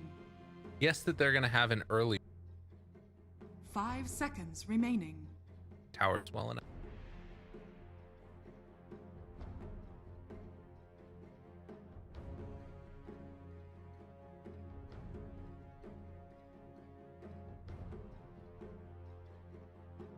They're off lane here and run.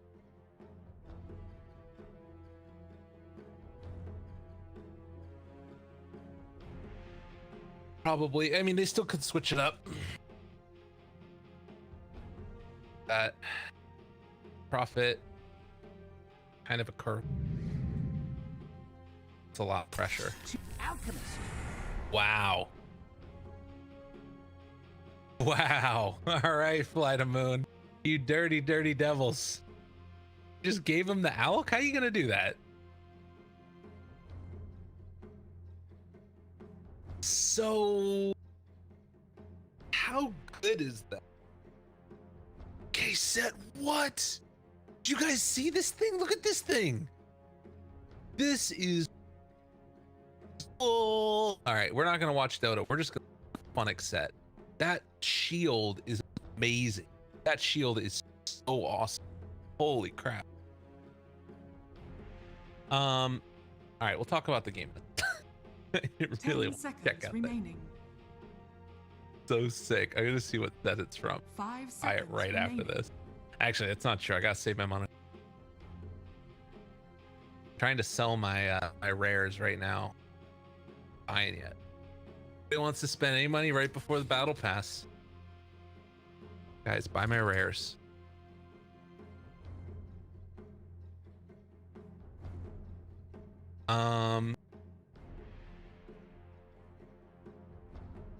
So they alked them. Haven't seen a lot of alk recently. Take a quick look at past. But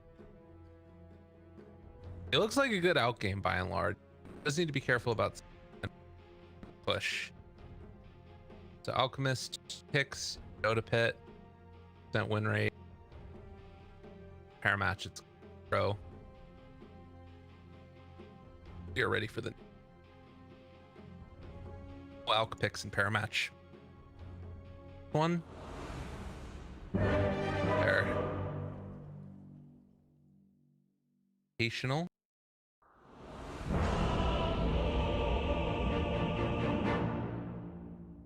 Or Alch picks 50%. I mean, you're picking it because it's a good in the game that you're playing. I'll be creeping while you are persecution. All right, the set itself isn't that cool, but this shield is Can't escape your sin. shield is awesome. The sword's actually pretty sick too. It's like a weird. He looks like Treant Protect.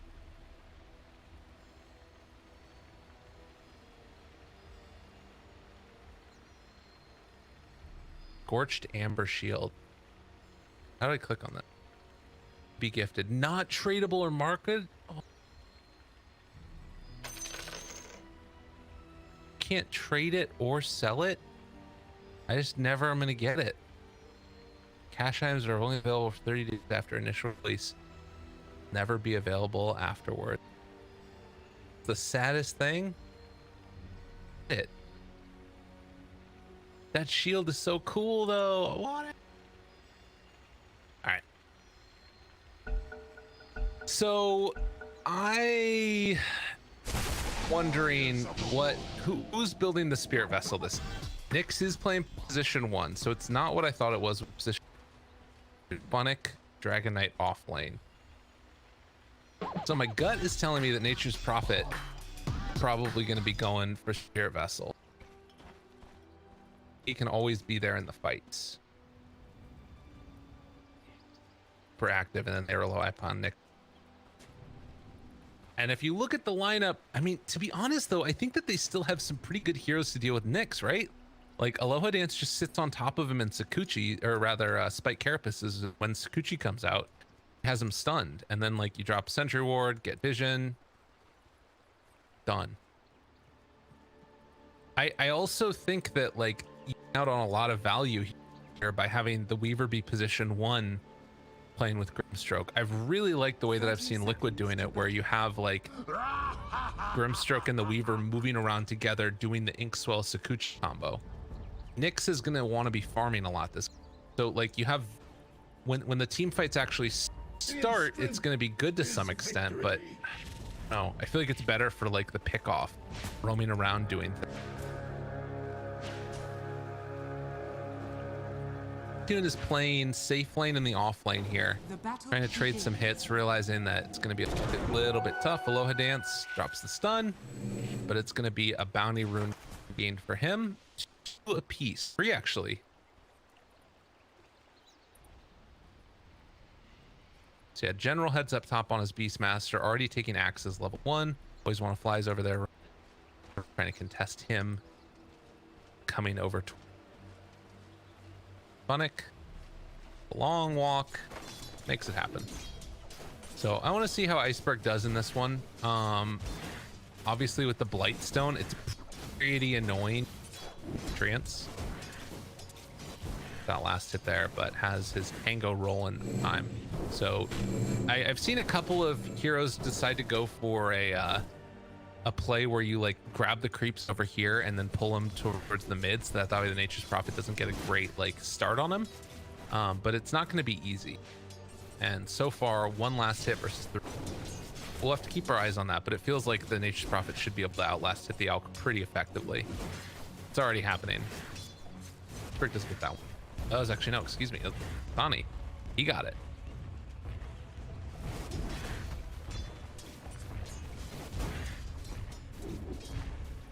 Really doing a good job so far. Sonny is to shut down this Alk. Oh, he's gonna. So that's gonna be an interesting one to watch. See how that works out, if the Alk is gonna be able to get all those CS or not. Stack wise, it's gonna be hard to do any of that for them. I guess Always Want to Fly can kind of sneak off on occasion and make it happen, as Funnick is gonna have to go up against General here, and Axe's build neat, right? Because you're to the DK. So if you know that you're going to be going up against him, this feels pretty strong.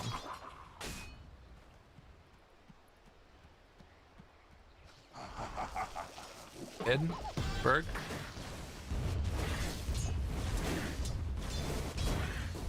To 8-1 versus 10-7. It's not going great for the Alk, but as long as he's still keeping up somewhat in terms of experience, like half a level isn't anything to write home about. That's going to be okay for him. Make sure that he gets as many of these CS. Nice. Sure, Always Want to Fly. Punches there. And we haven't talked about like what this really looks like. I mean, I think everybody kind of has an idea of Alk games in their head. If Alchemist is able to get a relatively free start and a free game, really bad for the opposing team, and that is true. There, oh, careful, Spiked Carapace, turn around, Aloha Dance. Denies the bug. That's so petty. Salves up, Aloha Dances gets out. No first blood given over to Nyx. Well done. Nice, nice. Funnick in the meantime. Oh, look at that. He's got the Chen healing creep. So he's just healing him 15 HP at a time. That's so funny. And then on top of that, the mana aura is insane. I can't believe that this still hasn't been changed. But you just passively get 2 mana per second. Like, that creep is so value. You would love to have been able to keep that alive as the Chen. Trance, Iceberg. Whenever I see these games where like an Alk get some free play like Alk, be great to hit some creeps. Having fine time. Look at that one, getting the freaking things down. Might need to pop the mango up here instead. Down bottom, Aposhka again under some fire. Nyx not able to get the stun onto V-Tune. It's first blood up top. Queen of Pain super low, is gonna drop afterwards. So Nyx comes up the kill as well as Roger. And now Funnick barely able to walk away from there. No more axes means that General can't get the kill.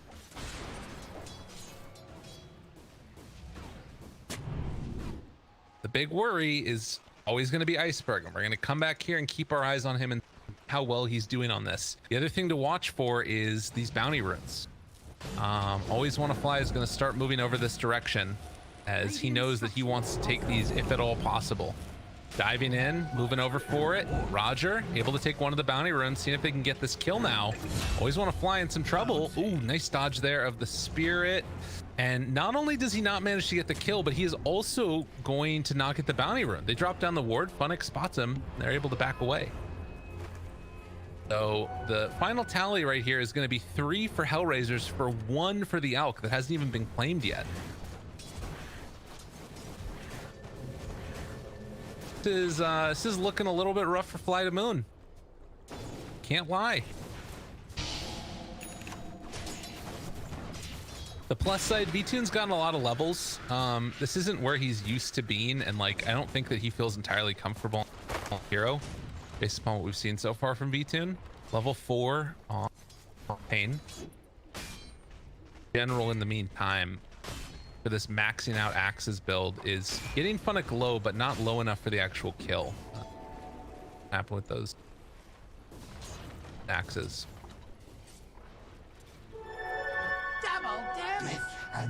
Low dance, stacking up some jungle for his Alk. He knows that's the win condition eventually. Dire's top tower is under attack. That's one of those things too, as the courier is going to go down, where like the Phoenix could have dove to the other side of the river and gone for the other bounty rune, and I think Always Want to Fly gets that one. But instead did not end up working out that way, as General long range bit of damage coming in by virtue of Kasani. The rotation is there, trying to hide in the trees, and will end up going down. Meanwhile, down bottom, they also kill off the Nyx. Hellraisers 5-0 start, looking super good. Radiant's middle tower is under attack. Now this is kind of what you would expect going up against the Alchemist. Alk is not going to be hitting super hard early on. The lanes are probably going to suffer, but is it suffering this much? Is it this how much they were anticipating dropping down by? It doesn't really feel like it. But Iceberg might be able to carry him. Oh, he's got an Iron Talon. That's a really good item for him. Not as good as the Magic Shovel. Good old shovel is gonna drop Kasani, making the rotation yet again. Nature's Prophet doing a ton, and he is going for that Spirit Vessel. So he's going to have a good answer for the Alchemist early on here, as his jungle is also being claimed a little bit. 2,000 gold lead going against the Alk. And as soon as Iceberg makes the move over here to try and take out the camps, he sees, hey, there's a couple creeps here. Get him. Get at least one of them. Tried to deny it with the Ogre Frost Mage. Meanwhile, over to the side here, Funnick gets the TP out. He's going to live. You get this creep or no? Oh, he does. All right, well done. It's gonna take him some time. Nyx, absolutely free game, going actually for treads. A little surprised by that one. I feel like I've seen a lot of other Weavers just like go straight Deso or something, but he's going for a little bit more of a tanky oriented build and hoping to be able to make that mana last just by doing tread switching stuff and things like that. B-Tune's been given a lane where can actually farm a little bit. Currently 8.5 minutes net worth lead, 1,000 gold into the favor of Hellraisers, and that's who is behind the Nature's Prophet right now. Up top, Always Want to Fly, trying to back away. Looks like he is going to be able to get out of there. General level 5, almost up to 6. Iceberg just brazenly walking uphill into a hell of a lot of damage, but he drops down the poison, and the heal coming in, it's not enough. They lose 2 for the Chen. V-Tune still has Sonic Wave. General just got Roar off of those kills. They will be able to back out of there. Dire's middle tower is under attack. V-Tune might be in some trouble here. Get out. If they had bugs, that might have been a kill.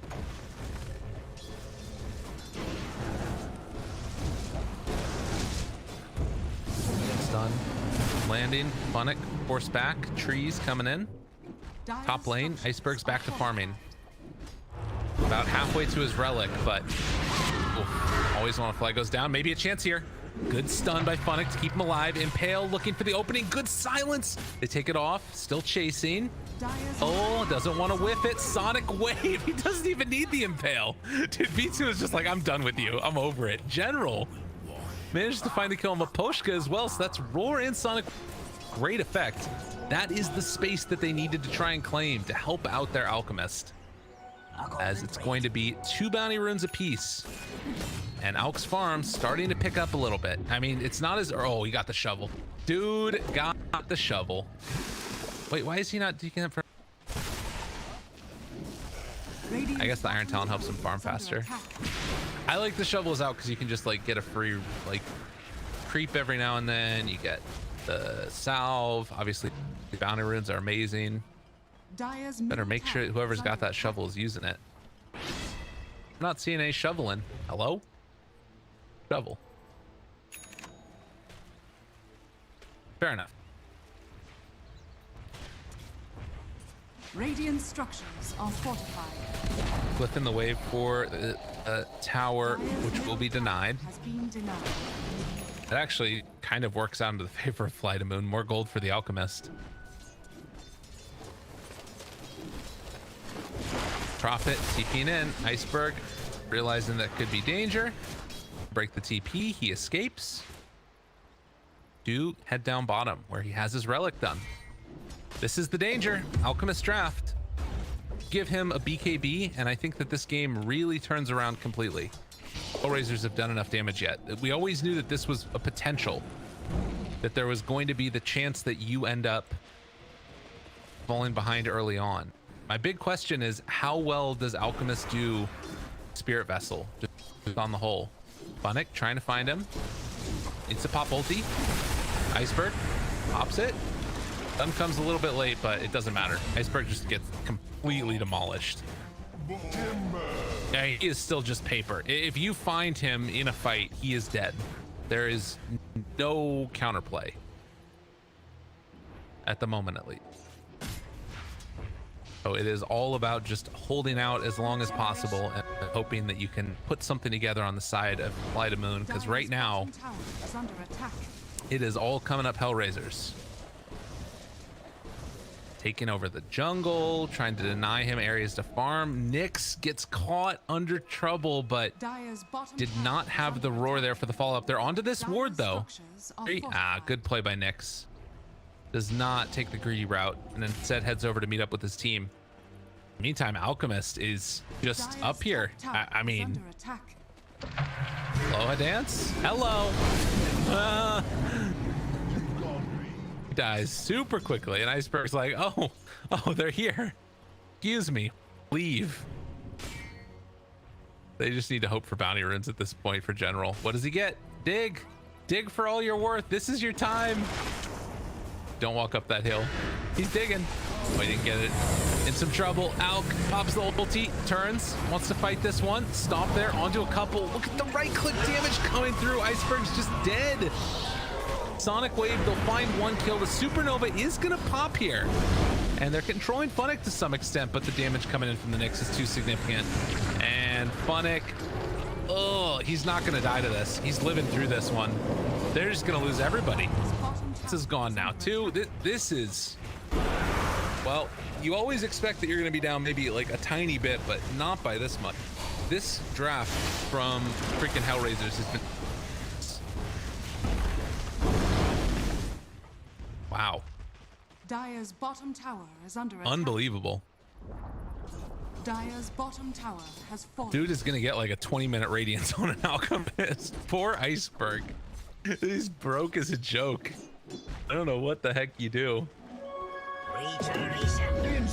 He just dies so quickly. Like, the new Spirit Vessel, I guess, is just that much better too. And, well, Nature's Prophet also. I mean, that's the other thing you gotta be worried about.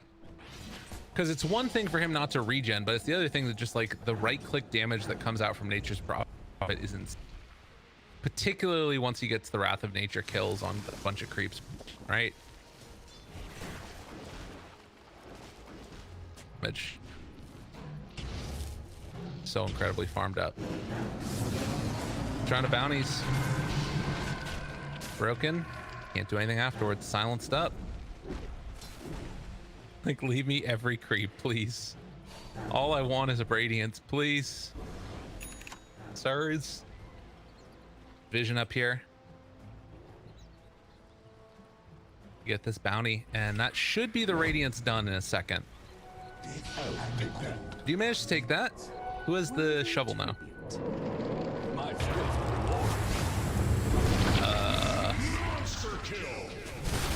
He went down.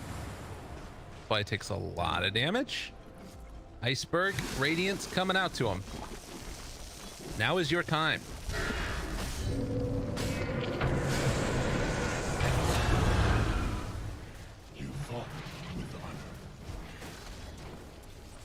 Why? There's like a bunch of heroes without neutral items and they don't have the shovel. Like, what are you guys doing? Get the shovel. That's the most triggering. I can't believe that. They just aren't using it. That's crazy. Oh, Roche is gonna go down here. And Iceberg sees that they're not using the shovel. He's gonna be pissed. And all he can do is just try and farm up, right? Roche cleaned up. Nick's gonna get it for himself. Radiant's Shovel. middle tower is under attack. Hello? I mean, it's too bad. Decided you want the broom handle here on general. I mean, that's fine, but you gotta get the shovel. Somebody does. There are 3 heroes with no neutral items. Radiant are scanning. It ain't great. That's like the type of thing that makes a pretty big difference too, right? Like, it's been nerfed a bunch, but 3 times the bounty is pretty freaking good. There's still a world in which you could win this if you're Fly to Moon, but it is a long way. See, they see the Nyx, and well, he's taking a lot of damage. Iceberg trying to back away, trying to live, minus armor. He's just dead. He is just a puddle of mush in their hands. Just a puddle of mush. The 5-man stun. Meanwhile, Bunnick threatening high ground again. A 6,000 gold lead at 17 minutes. What a complete and total stomp we got here, y'all. This is... They've got all the auras in the world with Chen nearby. They've got the early push potential. And it does not really feel like there is a whole heck of a lot that Fly to Moon can do to stop this. Stun is going to land. Fly throws out the Sun Ray. And they're holding high ground. They're going to hold high ground as long as they possibly can.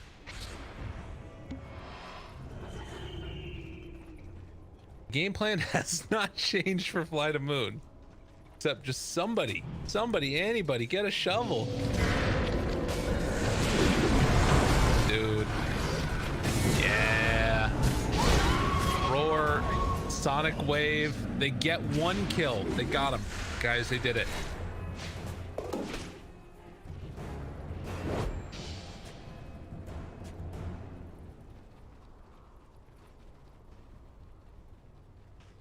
It's actually crazy getting it.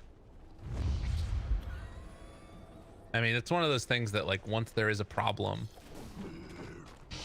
they're going to recognize it. Never. Oh, whoops. General pushing up here, trying to hide away in the tree. Does have a TP available, buying as much space as he can for his team.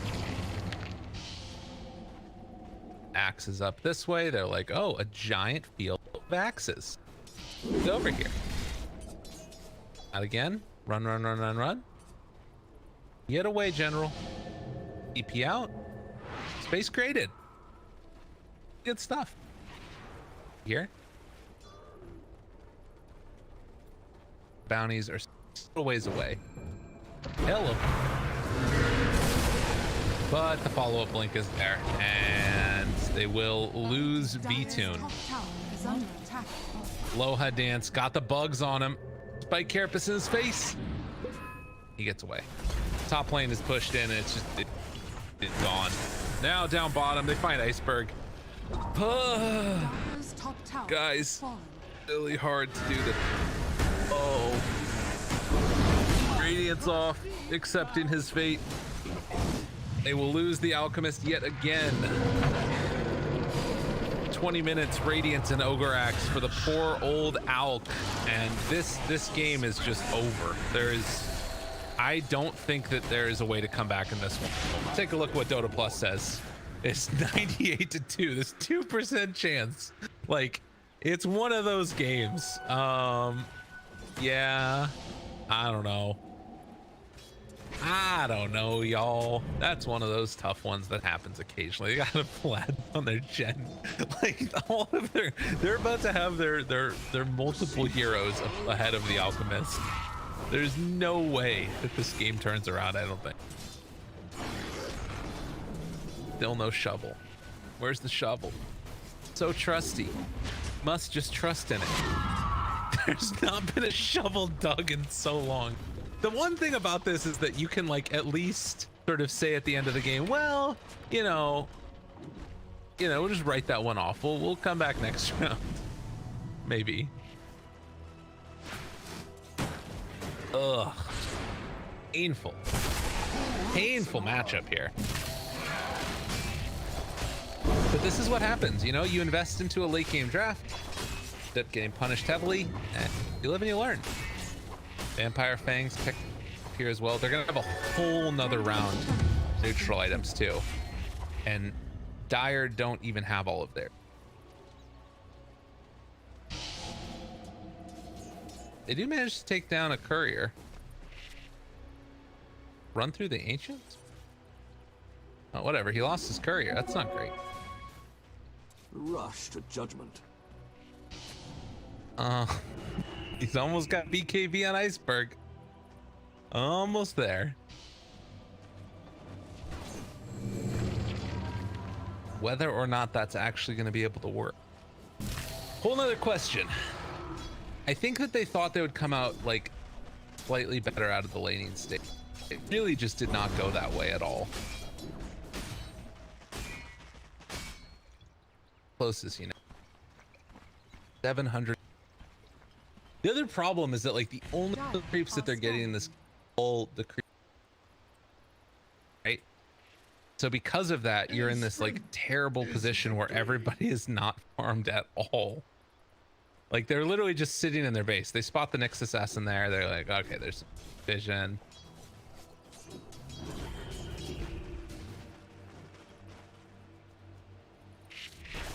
Gonna kill off the bird. Goes down. More gold into the coffers.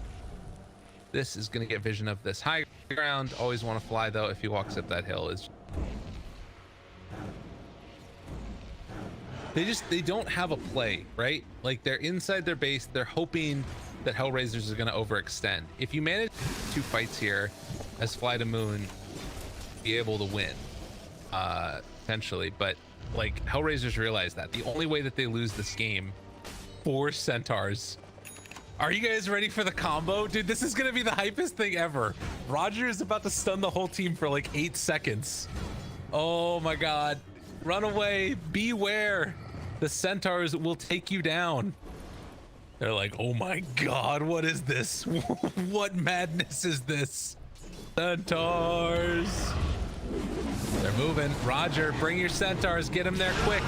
Impale comes through. Roar now onto Roger. The only thing that he has to do is hit these centaurs now. Wait, no, Roger's still living. Hand of God stays alive. The stampede, it's coming. Run away, B-Tune.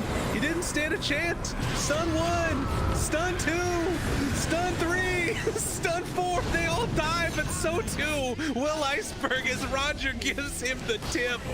That was the most beautiful thing. Ultra kill for Kasani. As they're gonna try and chase down. We found a fugitive. Aloha Dance is trying to get out of here. Give me the kill, says Kasani. Rampage in your face. Oh, pretty as hell. And GG is called.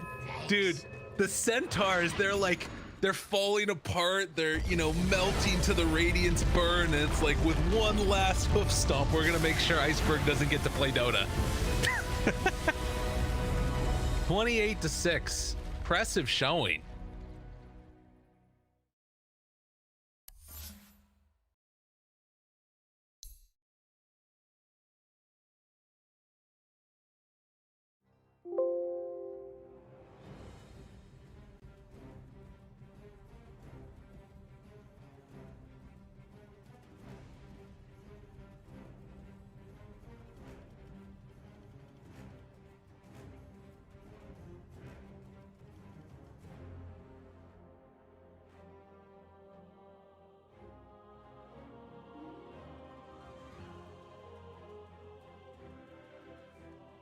Shot. FY, he's found himself no tail out on his own. He's trapped him. There's no tail. Is he going to get any sort of backup? No, he's not. There's 3 still dead on OG. It'll be a slow and painful death here for no tail as Zame comes in for the kill secure. And I love the way that Chalice popped his BKB super early in that fight. He just knows, I just need to get my ulti off, and he cast it at a very safe range. He didn't wait for the last second of his BKB. He's not very greedy. I think that's a lot of the reason why they've been winning these team fights. Seb has been struggling, still about 1,000 gold away from his BKB. Yeah, this Brewmaster is a display of perfection, really. It's the highest level in the game with his Bloodseekers. And doing a ton of damage. One of the most damage in the game as an offlaner. Now has full Shiva, so even more ways. He's pretty much itemized entirely just to be like, Ana, I'm ruining your game. I've got Radiance, I've got Shivas. You're going to struggle so much in these fights as Phantom Lancer. Eric's did his best to keep Ana alive, and but Ana wasn't able to do damage because he was ruptured. He wasn't that low on HP, but still can't run around. Seb. Oh, I'm just going to this here. Got to be careful who shows up top. Indeed, Jerax is going out on his own. He doesn't expect Zame to have this invis route. And Zame will show himself. Jerax goes across, but Somnus is there. Somnus is not messing around rupturing. No mercy. They're feeling very confident now at this point, getting these very advantageous team fights as well as getting kills on the split push too. Thompson though, we'll find X-Nova. Seb, and as well. Between the two of them, they'll take down the support edge. FY's going to come in though. He hasn't got anyone else with him at the moment. It is just FY, so just playing around with Seb. He has no help around at all, and he's still just making Seb's life miserable. He's toying with him. He's just making him not be able to come back. Look, they're already starting to rotate this Brewmaster and Bloodseeker too, and FY, he's ready to look for Seb. Seb's got to get out. Oh, Seb. As indeed FY, the patience keeping that control on Seb, buying time for Chalice to come in. Ana is going to look towards the Tusk. The Chalice is now there, does have Primal Split available if he wants to look to take this fight. Somnus coming in as well. As Ana, Seb look to hide in the trees. Can they get out of it? Ana's got a TP available. He's into the trees. He's going to show himself in the lane though. They're going to continue to head over. They are going to see Seb make it out in time. They don't have a stun. Ana, can he get out as well? He can. OG will avoid that rotation from PSG LGD. FY is just so obnoxious there, following Seb for over a minute, just stalking him, trying to have his team come over. So that's about, a minute without Aegis being used for LGD. They have 2 minutes left, I would say, to capitalize on this Aegis. Oh man, looks like he is level the PL. Pretty much back to a 50-50. PSG LGD 2-1 up at the moment in this best of 5 grand finals. 1 game needed to secure the championship title. And at this point, they are ahead here in game 4. No-Tail hasn't had time to gather a full army of Ancient Creeks. Right now, he just has the Ancient Black Dragon. You really want those other auras when you're at a big disadvantage in these team fights already. Yeah, it's tough though, because Jerax doesn't want to be following around his Chen, giving him the Aghanim, so. As Thompson, he does have a Lincoln Sphere picked up, and they should have the BKB finished on Seb too. So that'll give him a little bit easier time to get those blink calls as he's been suffering to do so in the last few fights. And Somnus, full I've Scotty picked up, about to be level 25 as well. Yeah, they just need a couple more minutes on the side of OG before they're ready to fight. Wait for Aegis to expire. Seb, he's in, gets the call, the character's going to get FY, there with the snowball save. He's going to be fine, and now they turn to look towards the axe. The taunt's going to be out. Seb goes for the TP. They've got the stun to cancel though. Seb held back for now. Thompson trying to offer his best from the side to provide some sort of safety, as he will get Seb back. They're able to get Seb back to safety, and Thompson, he's running away. X-Nova's there with the wraparound, gets the slow off, gives the vision for the snowball. TP from No-Tail's coming in towards the shrine, but Thompson, he's trapped. That's twice in the series that X-Nova just comes out of nowhere. Like, he's just on a warding expedition, then he just ends up wrapping behind these people constantly. Perfect time. Perfect timing, and has the Centaur creep to boot. And look at these deep wards that he's placed during that time that he was running around doing so. He now has full vision of OG. Yeah, he sees Ana farming these Ancients right now. Oh, Ana. FY just giving so much information for the team. He's got eyes on him. Get the punch on the wrong target, but the snowball pass will catch Ana. Ana, he's in trouble. The Blood Bright Silence connects. He's got the Manta back up in a second, but can he really play his way out of this one? He cannot. Ana down for a minute and a half. just having all this vision. I mean, Xnova throughout this whole tournament has had the best vision in every situation, even when you wouldn't expect it. You're just like, oh, they're fighting on the left side. They're not gonna have vision over here. But no, Xnova always seems to have those prepared in every situation. And he has some incredible foresight to be able to have these wars that just lead to really clutch pickoffs. And Axe has not spent his money on BKB. He has the money, but he might be looking to save for buyback. We'll see if any of the buybacks do get forced out. Thompson's still dead for 15. Ideally, he doesn't buy back it. They may have to buy back on Ana. He's gone for 50 seconds. The split coming out from Chalice. He's ready to push in, look for the stun on No-Tail to hold back the Chen. As the mid-racks are exposed, PSG LGD, 40 minutes in, able to open into the base and clean out this mid lane of racks. Still Ana holding on to that buyback. And they're gonna keep going here. They really want to force this PL to come back here. Stun onto Thompson. He will blink dodge it. But another tier 3 tower falling incredibly fast. They really don't want to use it. Seb jumps in, gets the call onto FY. There's the buyback. The Cataclysm isn't enough to do anything. It isn't. PSG LGD still fighting strong. Thompson getting focused by Somnus. Seb taken down by Arme. The triple buybacks now out as Ana in trouble. He's pulled back for this one. The deafening blast onto the three of them knocks them back. But Ana gets focused. Seb! He's in with the call. He has the control onto the morphing Somnus. Now being chased by Thompson. Blinks in with the cold snap. The PL army's on top of it. They get Somnus too. As OG, they have to expend 3 buybacks, but they hold on to the top rack. Somnus now down for 2 minutes. No buyback available on this Bloodseeker. Yeah, he's 400 gold short of it. It's up in about 8 seconds. OG, they have to make so much happen here. They have to push out all their lanes. 2 of the side lanes are already going, but I think trying to get some kills here, like on FY here, would be very ideal. I mean, look how close the Brew is at 25. So close. With that primal split cooldown. Oh, Thompson, he sees it FY. He's used the snowball, he turns with the combo FY with the self-fuels, but OG, they've surrounded him. Seb jumps in with the call, the blade mail, FY's gone. Instant buyback from FY.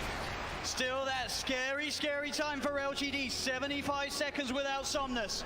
OG have the full 5-man pushing in all 3 lanes at the same time as they approach LGD's base.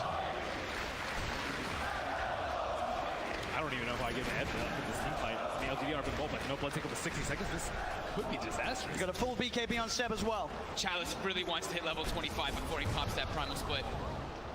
So close. Just got to be careful, Seb. Looking for that blink initiation. Chalice is stepping back. Grabs, they give him the tome. He needed like 5 experience and they gave him the tome just to make sure that he gets it anyway. Just playing as safe as possible here. Looks like OG don't feel that the window is big enough for them to push in whilst this Bloodseeker's still dead. They'll back away. They can't count. They bought back 3 heroes. They weren't able to get any T3s, and there's no Roshan up yet. Big Daddy No-Tail's praying for a Rosh right now so they can get that refresher, but it's not going to be out.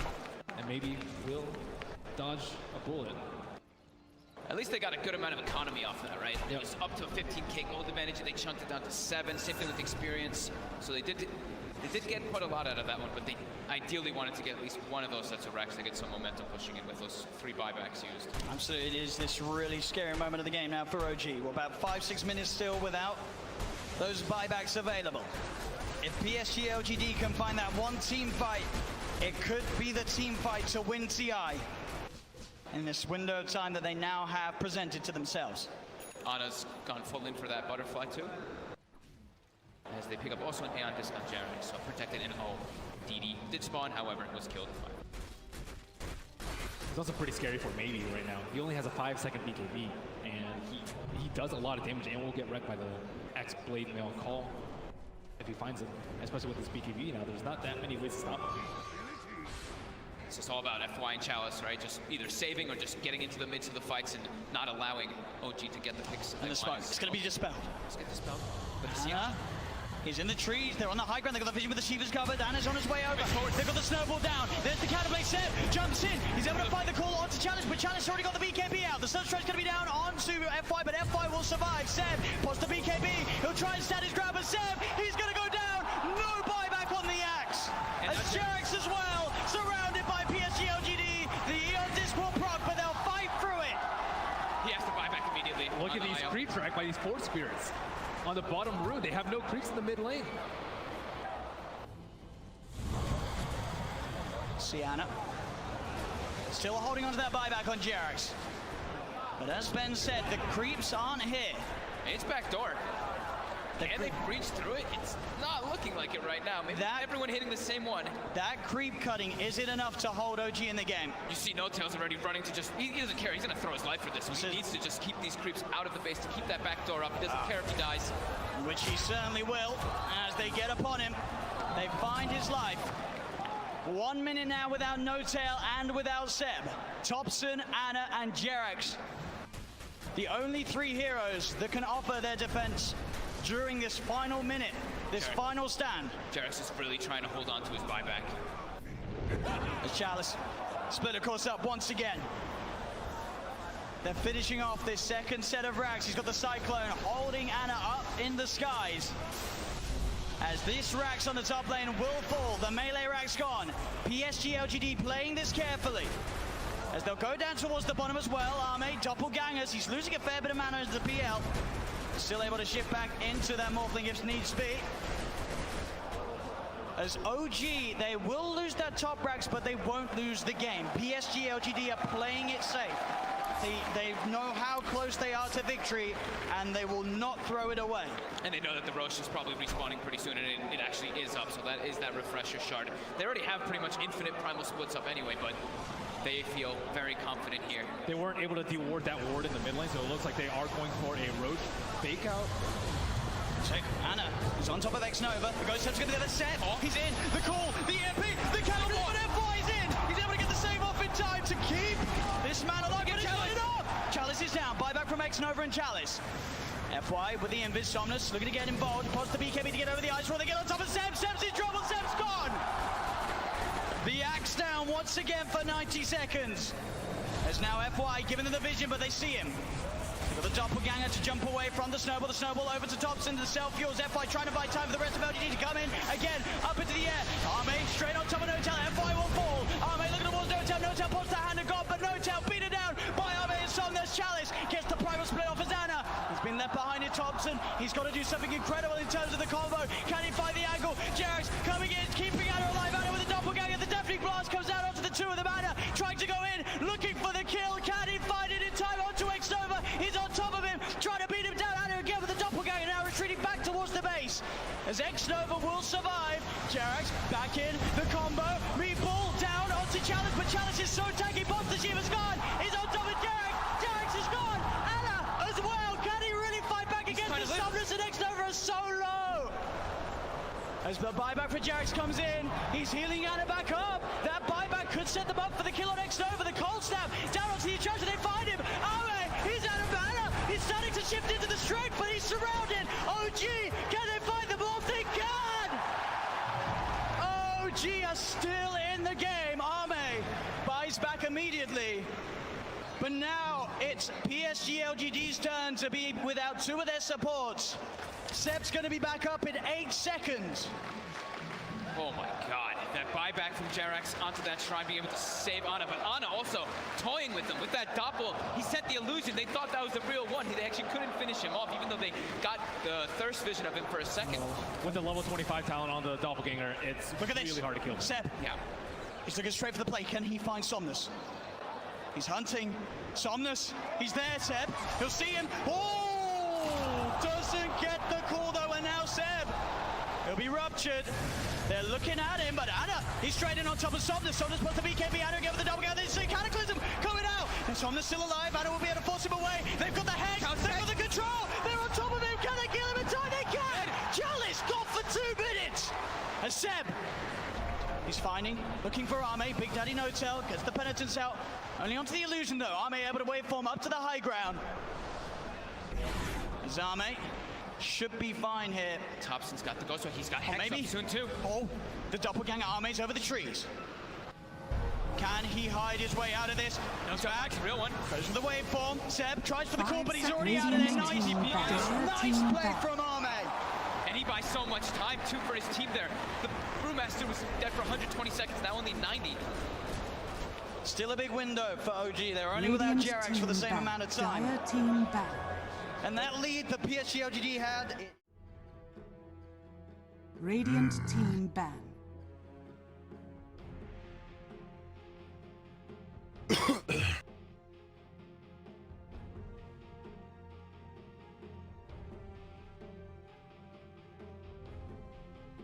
Ladies and gentlemen, hello and welcome back again. Game number 3, series number 2, number 1 also went to 3 games, which means game number 6 of day number 2. Rebrand and run in here of the Parimatch League season number 3. Here's the big thing you got to know though, is that all comes down to this. The final one, the final countdown. Started at 6 a.m. this morning. It's currently 12. Solo casting the whole time. You got to enjoy yourself. And we've been having some pretty good matches. Some of the earlier ones were a little bit like meh. I was impressed. Gotten to see them. You should go back and watch that Team Empire Hope series versus Team Unique.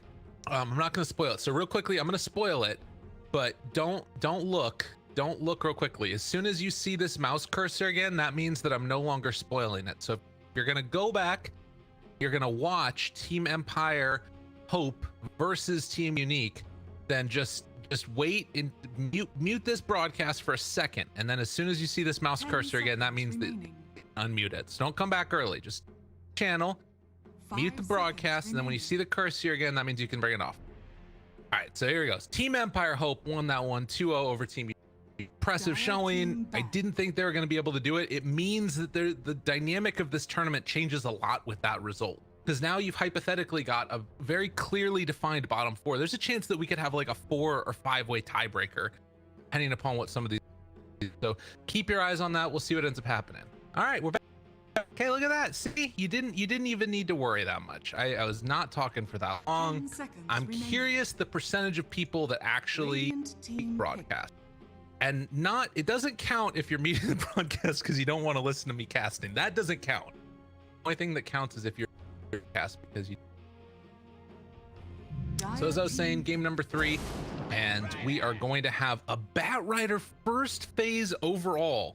That's crazy talk. That's insanity. How is that even possible?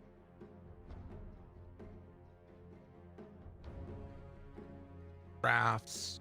And Batrider was banned first phase in game number 4 by Hellraisers. It was unbanned, not banned at all in game number 2. And in this game, Fly to Moon are able to get it. So because some of these other bans have been working their way up to the top, had Rubik that was banned out. Here that's banned out. You gotta do that against General. General's an amazing Pango. The Shadow Demon and that leaves open the Batrider since Fly to Moon had very interesting stuff. Very interesting. Okay. So now that leads Hellraisers into taking the Queen Pain afterwards. No, they're gonna go Mars. Fly to Moon's much pain, folks. Still available if Fly to Moon want to take it. So Batrider, Mars, Phoenix. Take his Fly to Moon, get this Batrider.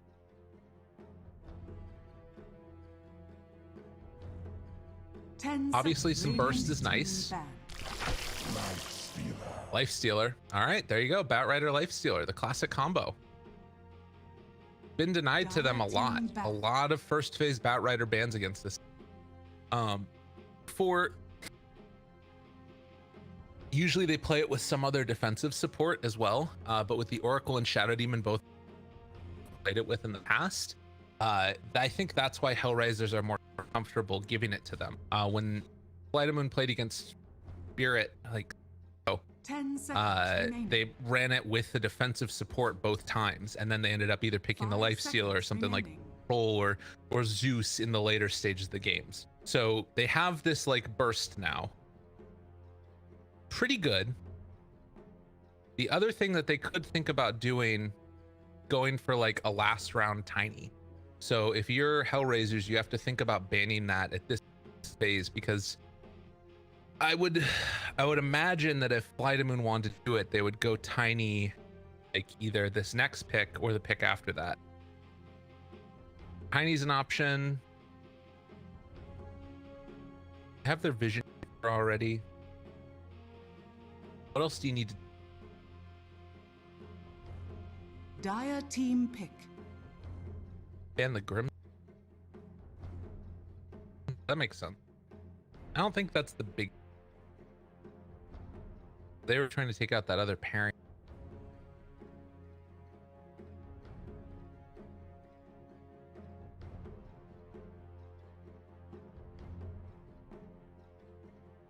So the Hellraisers team haven't really picked a 5 seconds. Batrider, at least like a support taking a lasso. They've eliminated the possibility of ABBA or a Legion mid Mars. Doesn't seem all that likely. Thinking about Avenge, you're out. Radiant team pick. I speak for the trees. That they want to play fast. Okay, that's cool.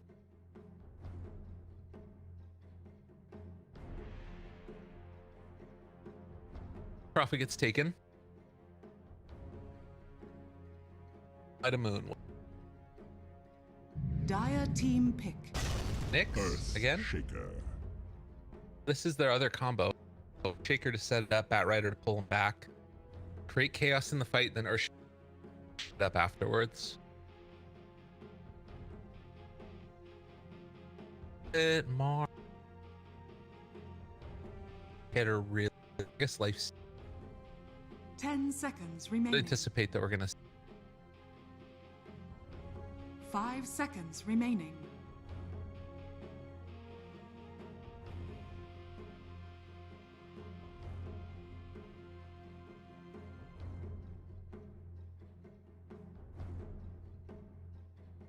Safe lane and Batrider that. Lark, Jug. I don't really like Slark. It's like pretty good against Bat, definitely. Pretty good against Slark, although if he has like the evasion, that's sort of not great against Earth. I can go both ways against Earth. Yeah, you can punish, but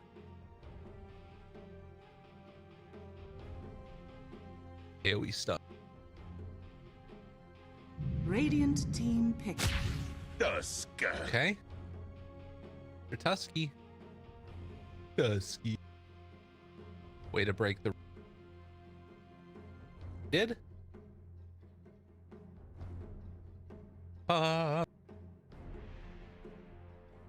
Need potential. Light Moon. 10 seconds remaining. Their lanes are really weak, with the exception of Batrider. Hellraisers take a strong 5 seconds answer remaining. to them. Slark already banned.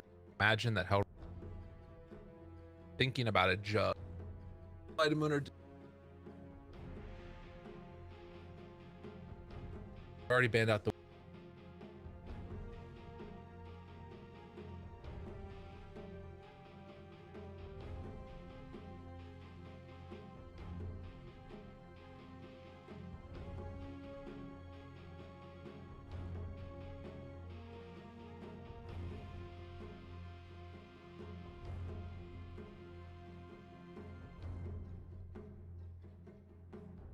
Like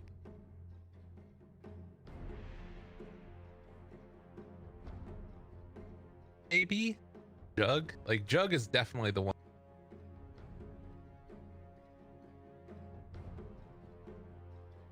Great. Maybe they're thinking that with the Tusk they can pick strong killer combo, blow up the Batrider. When would that be then? Dire team ban. Queen of pain. Light a Moon take the quap. Fits within this idea of like trying to play fast tempo. Hellraisers, somebody that like maybe they do just do nature's prop. 10 seconds remaining. I think NP has to be safe lane. 5 seconds remaining.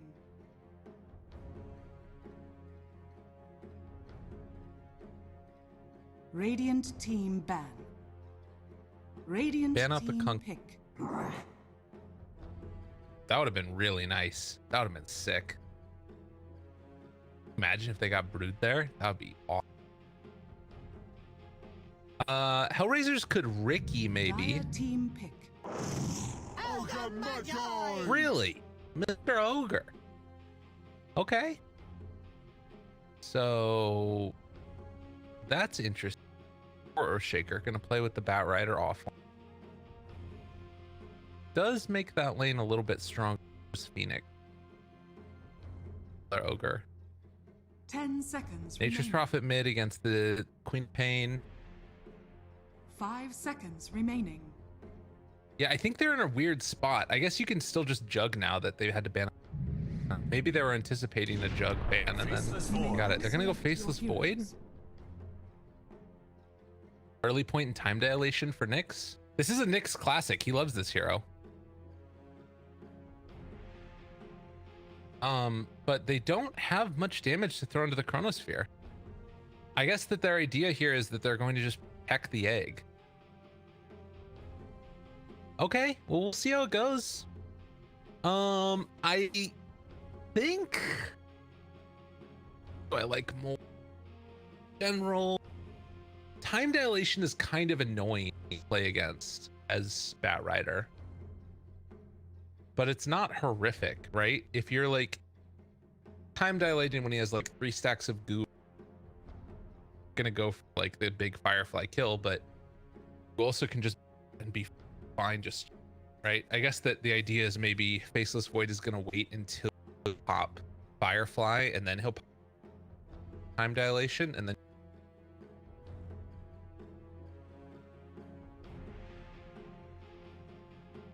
that scale by.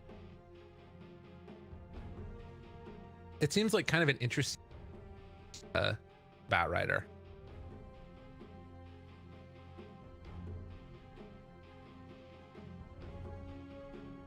Eek.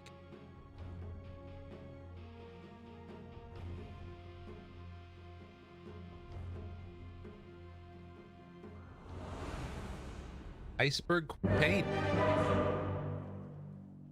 Oh, he does. Surprised they didn't go tiny. Would have thought they would have ran that way. So,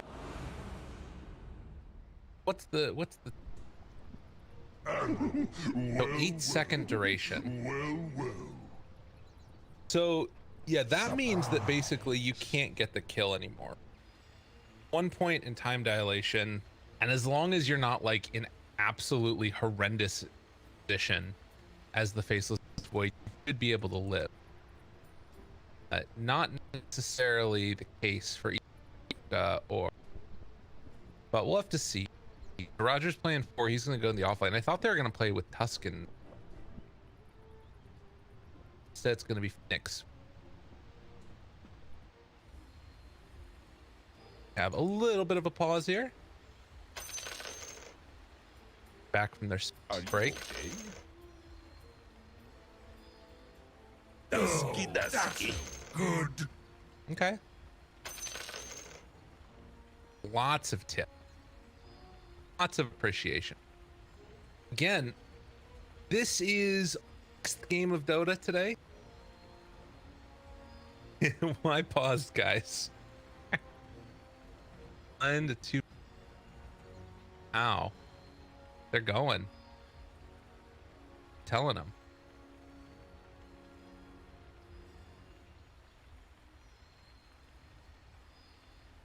Reason, guys.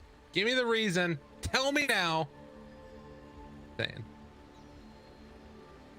Been a lot of hola. Happening. I don't even know what they're saying. I have no clue. You guys are goddamn memers. But I was gonna say, yeah. So we had 5 other games going on today. It's been a bit of a wild one. I think that game number 1 series was freaking good. Game number 2 was a stomp, but it had a funny ending. Posted the clip to it for my Twitter. Shameless sellout. Absolutely shameless sellout. But that's how you got to be sometimes. Got to do it. Nyx like doesn't skill time dilation and just I'm gonna laugh really hard. and then I'm gonna feel bad because I laughed. Don't do it to me, Nick. Don't make me feel bad laughing at your misfortune. Whoa, what is that? Is that a real thing? Life just got interesting. I can do the voices. I'm pretty good at it. Why is everybody tipping Aloha Dance? What the hell? Why is this happening? Oh my god. Oh my god, Iceberg, please stop. Please stop. No more. What's happening? Dude, you're not even moving. Just chill. Why do you gotta pause the game? I'm gonna be here for the next 36 seconds anyways. Believable. What are they saying? Is anybody saying stuff? Nobody can read Cyrillic. Not even these guys can, actually. V-shop. What is V-shop? This admin's about to lose their mind on them, I'm sure. I'm sure it's gonna happen, 100%. The admin's just gonna like break down their door. The Kool-Aid guy, in case you were. Kool-Aid guy is actually our admin. What's the name of the Kool? 30 seconds to battle. They're just checking my script? Nah. Dusky. Nah. Vizot. Surprise. Surprise.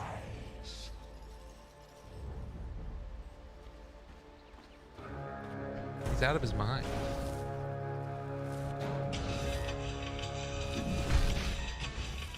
All right, Battle Nyx. begins. Keep taunting. Surely it's fine. Always want to fly. They managed to pick up a couple runes for themselves. It's going to be 2 apiece as Roger is off on a mission. And is tune by his ogre. General and Alliance going to attempt. Go for the fissure block off. Can they do it? Doink. Back towards mid, the matchup is going to be the Queen of Pain and the Nature's Prophet facing off against each other. Iceberg already taking Scream of Pain level 1. Rarely seen. Much appreciated. Find a deny off the back of it as well. Not bad. Very, very cool.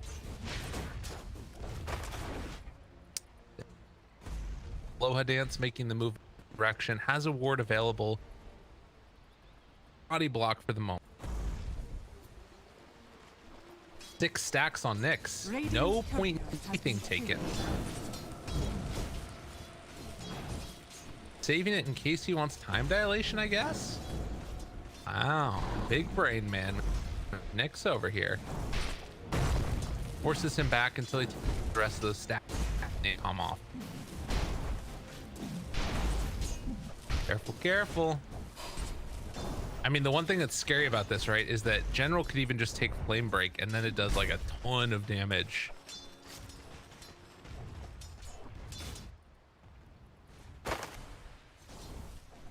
Break maxing build first.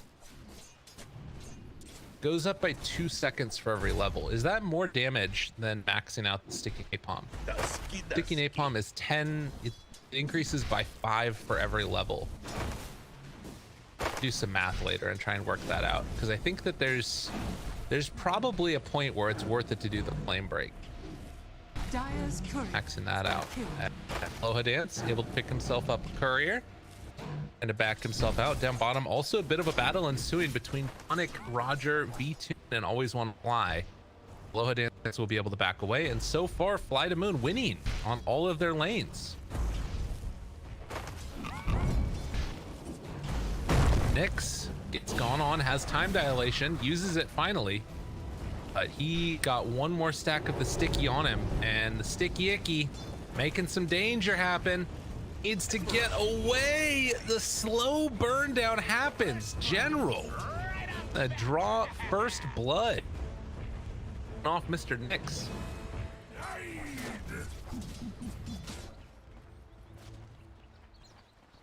Battle of the Bruisers down here is basically what you have, but you look across all of the lanes and they are up by a pretty wide margin. Like Iceberg 16-6 versus 7-7 on Kasani. Some of those are obviously going to be treants, but it's going well for her. Top lane, they ended up getting solo kill. Not solo, there was a little bit of help on a Nyx. Looks for a bash there. Fissure is going to land. Miposhka in some trouble. Do they have another round of the sticky napalm? They do. They get another kill up here. They're dominating.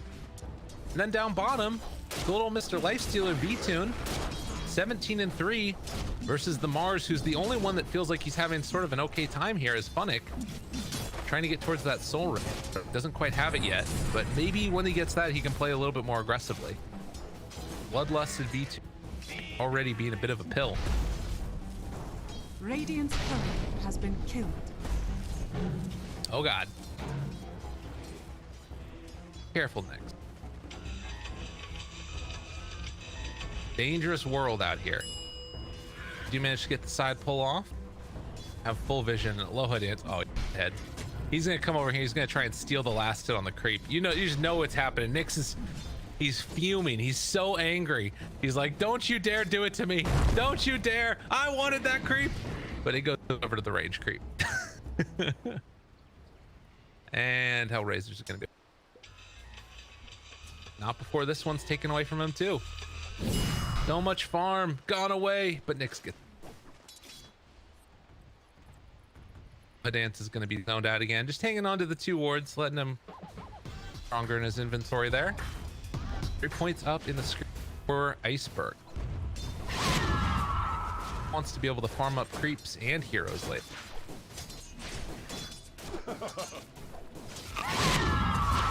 Wary, careful, careful. Look at this guy. Terrifying. Fly to Moon, get 2 of the bounty runs. Oh, Kasani, he dies. He was TPing back. Oh man, that's rough. Damn. I was like, I could tell my spidey senses were tingling. I was like, there's something that's gonna happen here. I just know it. Little did I know it was gonna be Kasani going down to Iceberg. They call the maximum T4s of greatness.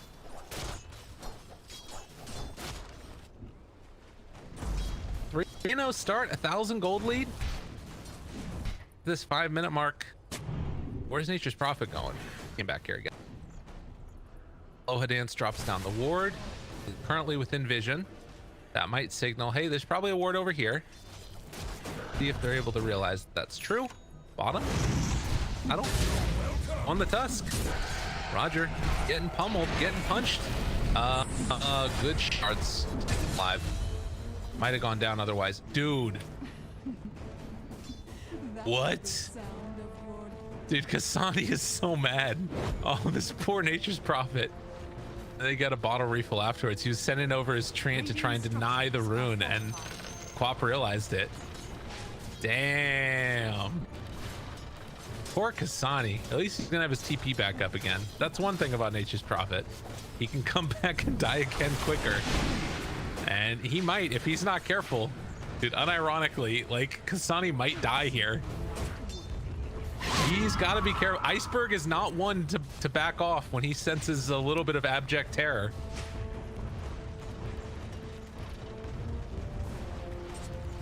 Catapult back a little bit.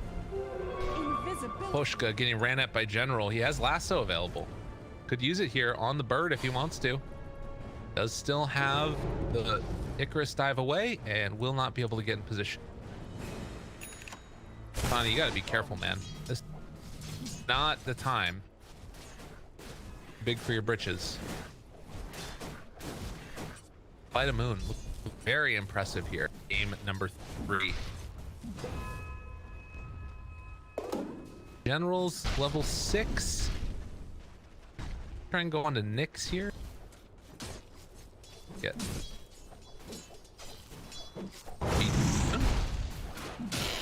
Find Funnick. Push back by that spear. Body blocks coming through. Pull this man. Another round of the fire blasts, the continued punches, the beatdowns, it's all coming. Giving the bloodlust to his lifestealer, and Funnick just gets gobbled up. Life was stole. Too easy. Far too easy. Now Roger also showing himself in the mid lane here. Kill the back out. You can see Kasani is keeping the mid, like a wide berth of the mid lane. He is not wanting to show up to these fights. Double null tally treads and a bottle for Queen of Pain level 8. And as we get to this 8-minute mark, taking a look at the net worth, it's all 3 inhabited. And then on top of that, this Earthshaker is pretty freaking farmed for a guy that's just been running around the map constantly. Like, he's decent. He's almost up there with the Mars. Telling y'all, this Fly to Moon team, they're real. They're the real deal. A lot of people were anticipating Fly to Moon to just be sort of pushovers in this one. Very strong performance, but or rather after Hellraisers' very strong performance against some of the other tier 1 teams in Europe. But no, Fly to Moon are good. They're very, very good at Dota. Dusky. General going back for those boots of travel. It's got its sting.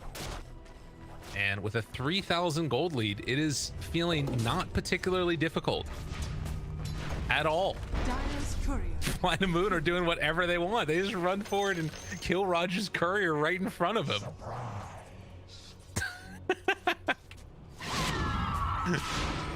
Gives him the tip. He's like, all right, so there's a word there. What are you gonna do about it, Roger? You don't have a courier now. How are you gonna stop him? Blocked off. Oh no, the fissure. Oh, the shards. But always when a punch shows up, it just punches him in the butt. Oh, Kasani trying to bring down one, but it's not going to happen. The TP out is successful. They managed to escape with murder yet again. Now, if Poshka's not careful, he gets jumped on. Sonic Wave. Iceberg yells at him loudly. Let me tell you something. Thank God something goes good for Hellraisers right here as he gets a DD onto the Nature's Prophet. They needed something. Man, it has been a tough go for them in this early going. 4,000 gold lead at 10 minutes.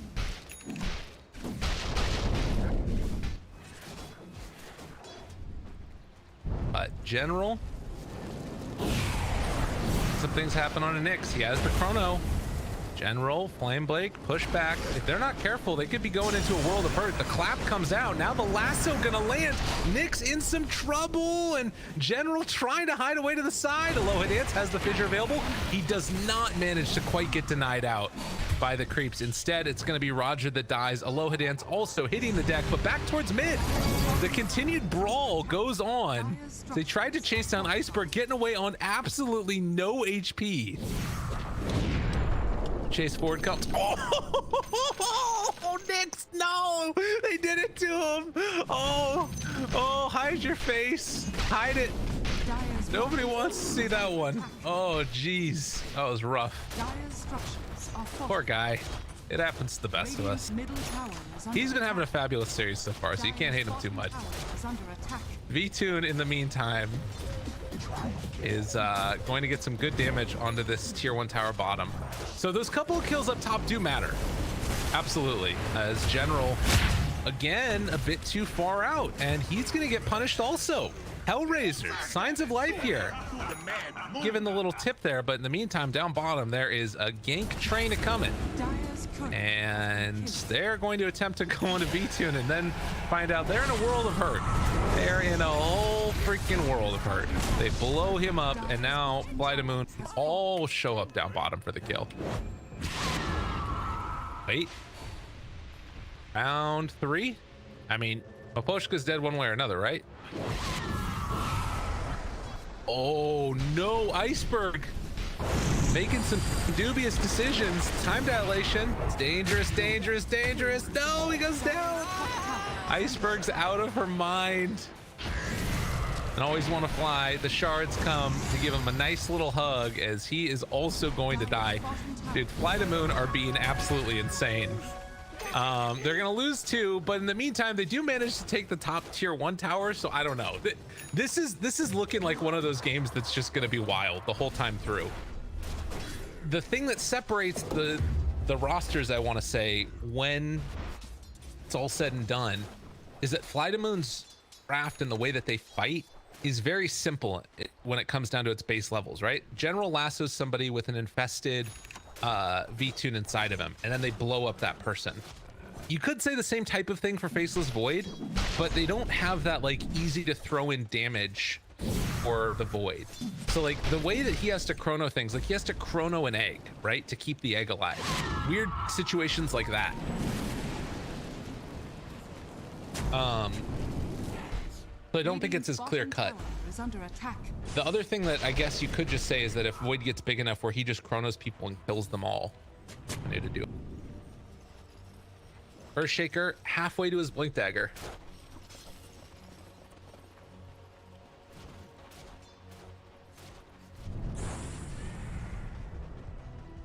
Level 6 now. Light of Moon. Going Deso next on Lifestealer. They almost have it. Wait. Phonic. Spear. Getting, always want to fly a little bit further out of there, but the Walrus Punch comes through in the end. And they will bring him down.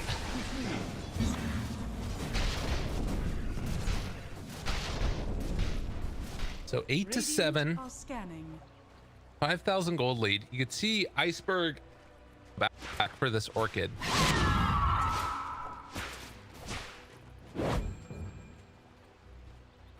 We'll have level 2 Sonic Wave relatively soon. The timings of like when all this stuff sort of works out together is you're going to see just a big old smoke coming down bottom is a little bit curious. Like you're still super duper farmed on all these heroes, but their items are not aimed at like necessarily trying to fight right now. It's going to be soon around the timing when this Blink Dagger is done for the Shaker. But like right now in particular, bots on Batrider means he can push out the lanes and then show up when he needs to. The Deso's not quite there for Lifesteal. Like there's a lot of items where they're really close to being able to hit their timing on it. Maxing out Bloodlust, yeah, so he's gonna have maxed out Bloodlust also for Always Want to Fly when the fight actually does happen.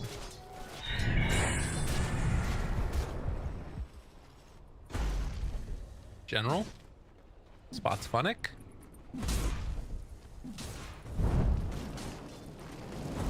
Like with the 6,000 gold lead, they're going to attempt to get that next round of control over this area of the map, while Hellraiser is going to claim the Radiant jungle, although they're showing up to fight this. No, it's Connie. I thought that was Radiant TPing in. That's Nature's Prophet. That makes a lot more sense. Okay, so NP TP's in. Meanwhile, the rest of Fly to Moon moving forward to get this one. Wait, oh man, dude, I would be so mad if I was a Aloha Dance. Why are you taking my creeps, man? He's so close to blink. Oh, if he would have just gotten a couple more creeps there.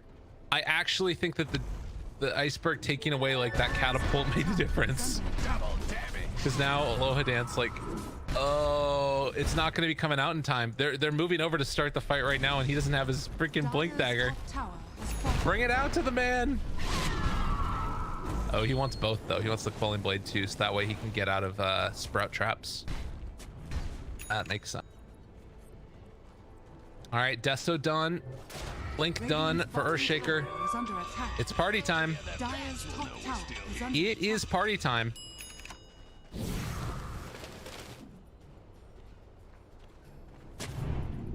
Vested inside of Iceberg, who is bloodlusted up, ready to go.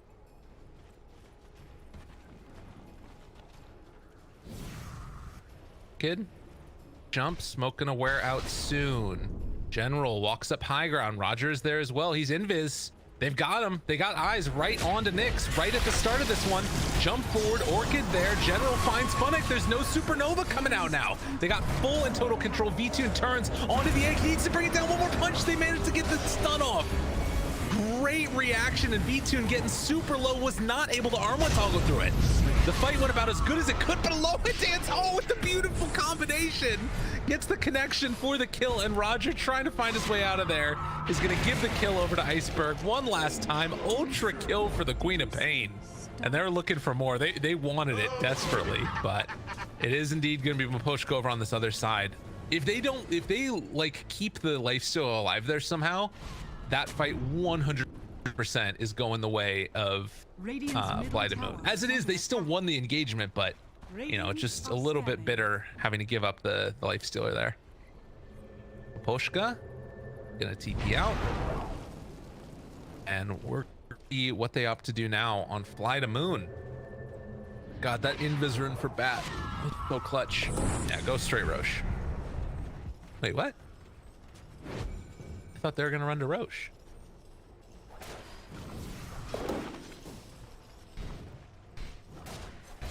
Got eyes upon a second, but couldn't chase him. Run over for Kasani, who drops the nether shawl. Oh no, his item's over on the other side to steal the nether shawl, and then should be able to kill him off afterwards. Poor old Kasani gets brought down, and they got double the nether shawl now too. That's a pretty hype item for the ogre. Like, he's already got pretty good armor, right? So like, whatever. Better magic resistance, be able to a lot more damage.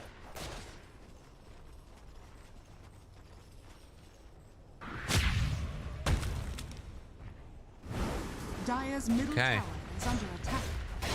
Tier 2 tower is going to drop on down with Deso Armlet. V-Tune is really hard to deal with, and he's just gonna wait for the next creep wave to come on in if they wanted to. I still think he can think about going Roche right now if he wanted. Fly to Moon. They're in a very dominant position right now. It's like, it's so hard to come and contest them. The Blink Bat is ready to jump somebody. Dire are scanning.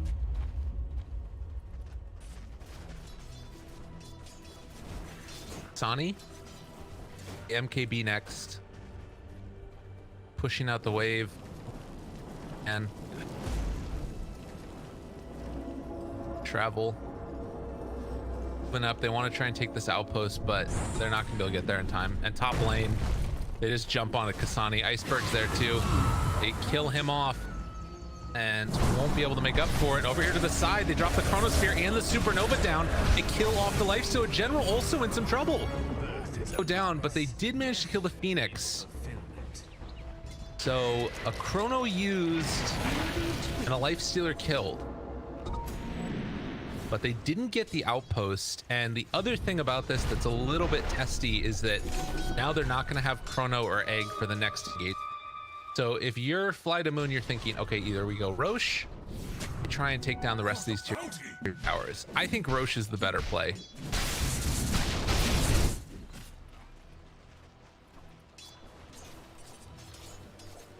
Time is money. Aloha Dance, Blink Echo available, but only level 11 for him. It looks like they want to go for the tier 2 towers instead. Or they just want to go for kills. Jump forward, full control, Sonic Wave afterwards. Done. All right, no Nature's Prophet, no Chrono, no Supernova. Time to go Roche. There's nothing left. Get on in there. Oh, they've got the Deso done. This is going to drop really quickly, and I don't think there's any way that Hellraisers can go and contest this. Maybe you could like go for a, you know, stealing the Aegis type of play, but I don't think there's any way you can do it. BKB is done for Iceberg.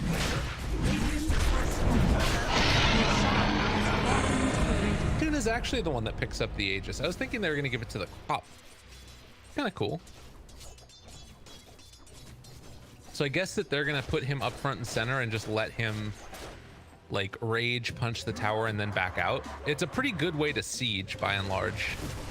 Head over here and hit some creeps to regen back up. Hellraisers in the meantime are pressuring this bottom tower. Probably just a cross map smoke play here, I would imagine. Iceberg picks up the invis, comes in the team. Is under the smoke. Roger, is he going to be the one that breaks it? Yes, indeedy. Pop looking for high ground, not able to find anybody. Does Roger even go down here? I mean, surely. No way he doesn't. Yeah, he's dead. Good fissure, enchant totem afterwards, and he dies. You can see just like all the creep cutting that they're trying to do right here. Stop the pressure no matter what, however possible. Nyx is going to have his BKB, but they still just do not have damage to throw into the Chrono. So tier 2 tower going to be assaulted. Won't take the bottom tier 2. They're going to try and... They need to get out of here. They need to get out of here right now. Funnick, Blank, yeah, Nyx. Still not quite at BKB for Nyx. Does have his CP. While Miposhka gets the courier kill. It's gonna come at a cost though. Will end up losing his life, but more and more time spent sort of doing not a whole lot.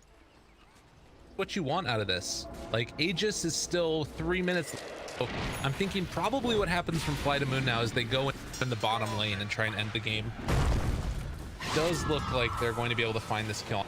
Their snowballs, it's going to keep them from dying, at least for the first dead to the soul burn, but I think the kill dies no matter what. And look at this. Nyx comes in, kills one creep wave. Funnick goes in to try and get the next one that they're going to try and go for. You want to fly? Doesn't quite get there in time. So they have this one creep wave here, right? Starting to die.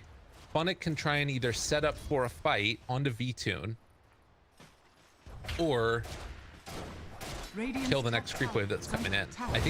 I mean, if they're setting up for a fight, this is not the place to do it. Echo, land, Sonic Wave, every damn thing. And all right, Nyx is just dead. He does not have buyback. Maybe they just go high ground. I think you do actually just go high ground here. Screw bottom. Oh my God.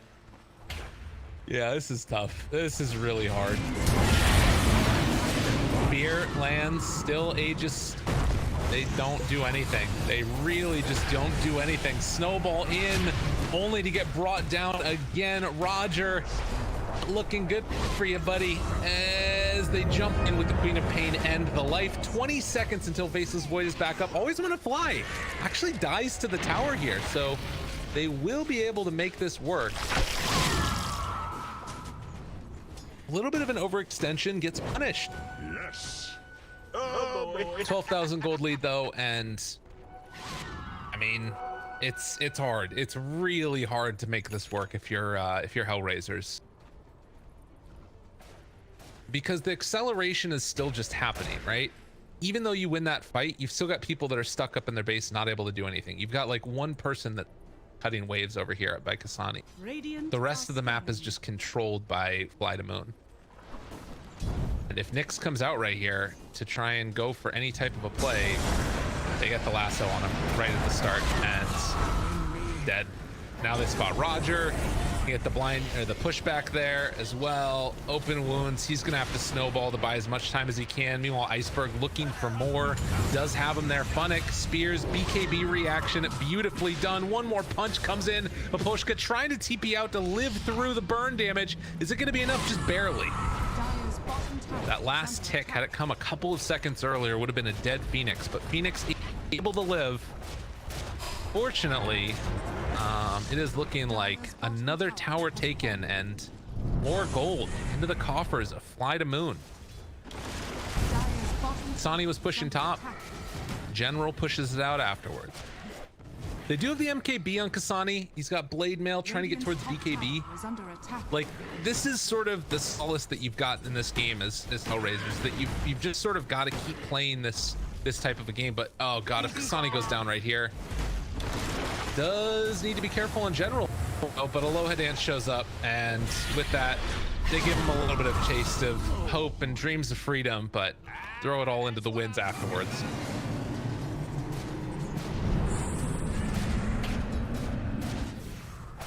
Fly to Moon. They're looking really good so far. Game number 3, Hellraisers were able to push them to the limit, but it does kind of have the feeling that right now this is all falling apart. And oh, Aloha Dance, he's looking for the big opening here. They have vision. They see all of this. Oh my God, the echo onto all 3. Guys, just type GG. Step away from your computers. It'll make it easier, I promise. Oh God. Oh jeez. All right, well, 1,000 gold lead now as they're going to walk up high ground, and V-Tune, literally no fear, is going to punch down the tier 3 tower here. Does have rage, can pop the armlet as well. They will finally use the glyph, mess around with them a little bit. Kasani, he is found, and he looks to have accepted his fate as they're just staring at him. Giving him the treatment. And feeling pretty good about it as well, it seems like. Feels pretty good right now to play this game if you're Fly to Moon, not gonna lie. Wow. What a stomp. What an absolute stomp. Roche capable of respawning in a minute. Roger gonna give Nix the tip. And they can't leave their base. The only person that can is Kasani, and he does. He ends up going down. They get a D ward here. Boha dance. Round 2, no echo. A smoke out coming from Hellraisers. One last hurrah. One last ride. You have the Abyssal Blade done on the Lifestealer, and Roger hoping to find anybody. They have some good vision down. General has a 4 staff. Spots him. Ward dropped. Hello, hello. They got him caught. Stunning the Mars. Meanwhile, the jump in. Chrono onto 1. V-Tune hitting the egg. It drops. Now turns to the side. Sonic Wave comes out. Gonna blow up Nix. Gonna find themselves another kill here. Buyback immediately from the Ogre. And poor old Kasani. Nowhere left to go. GG is called. That's gonna do it, folks. Game 3 goes the way of Fly to Moon, who I believe with this win to the top of the Parimatch League Season 3. Previously, this spot was held by Hellraisers. They had 2 O's so far in the games that they had been playing.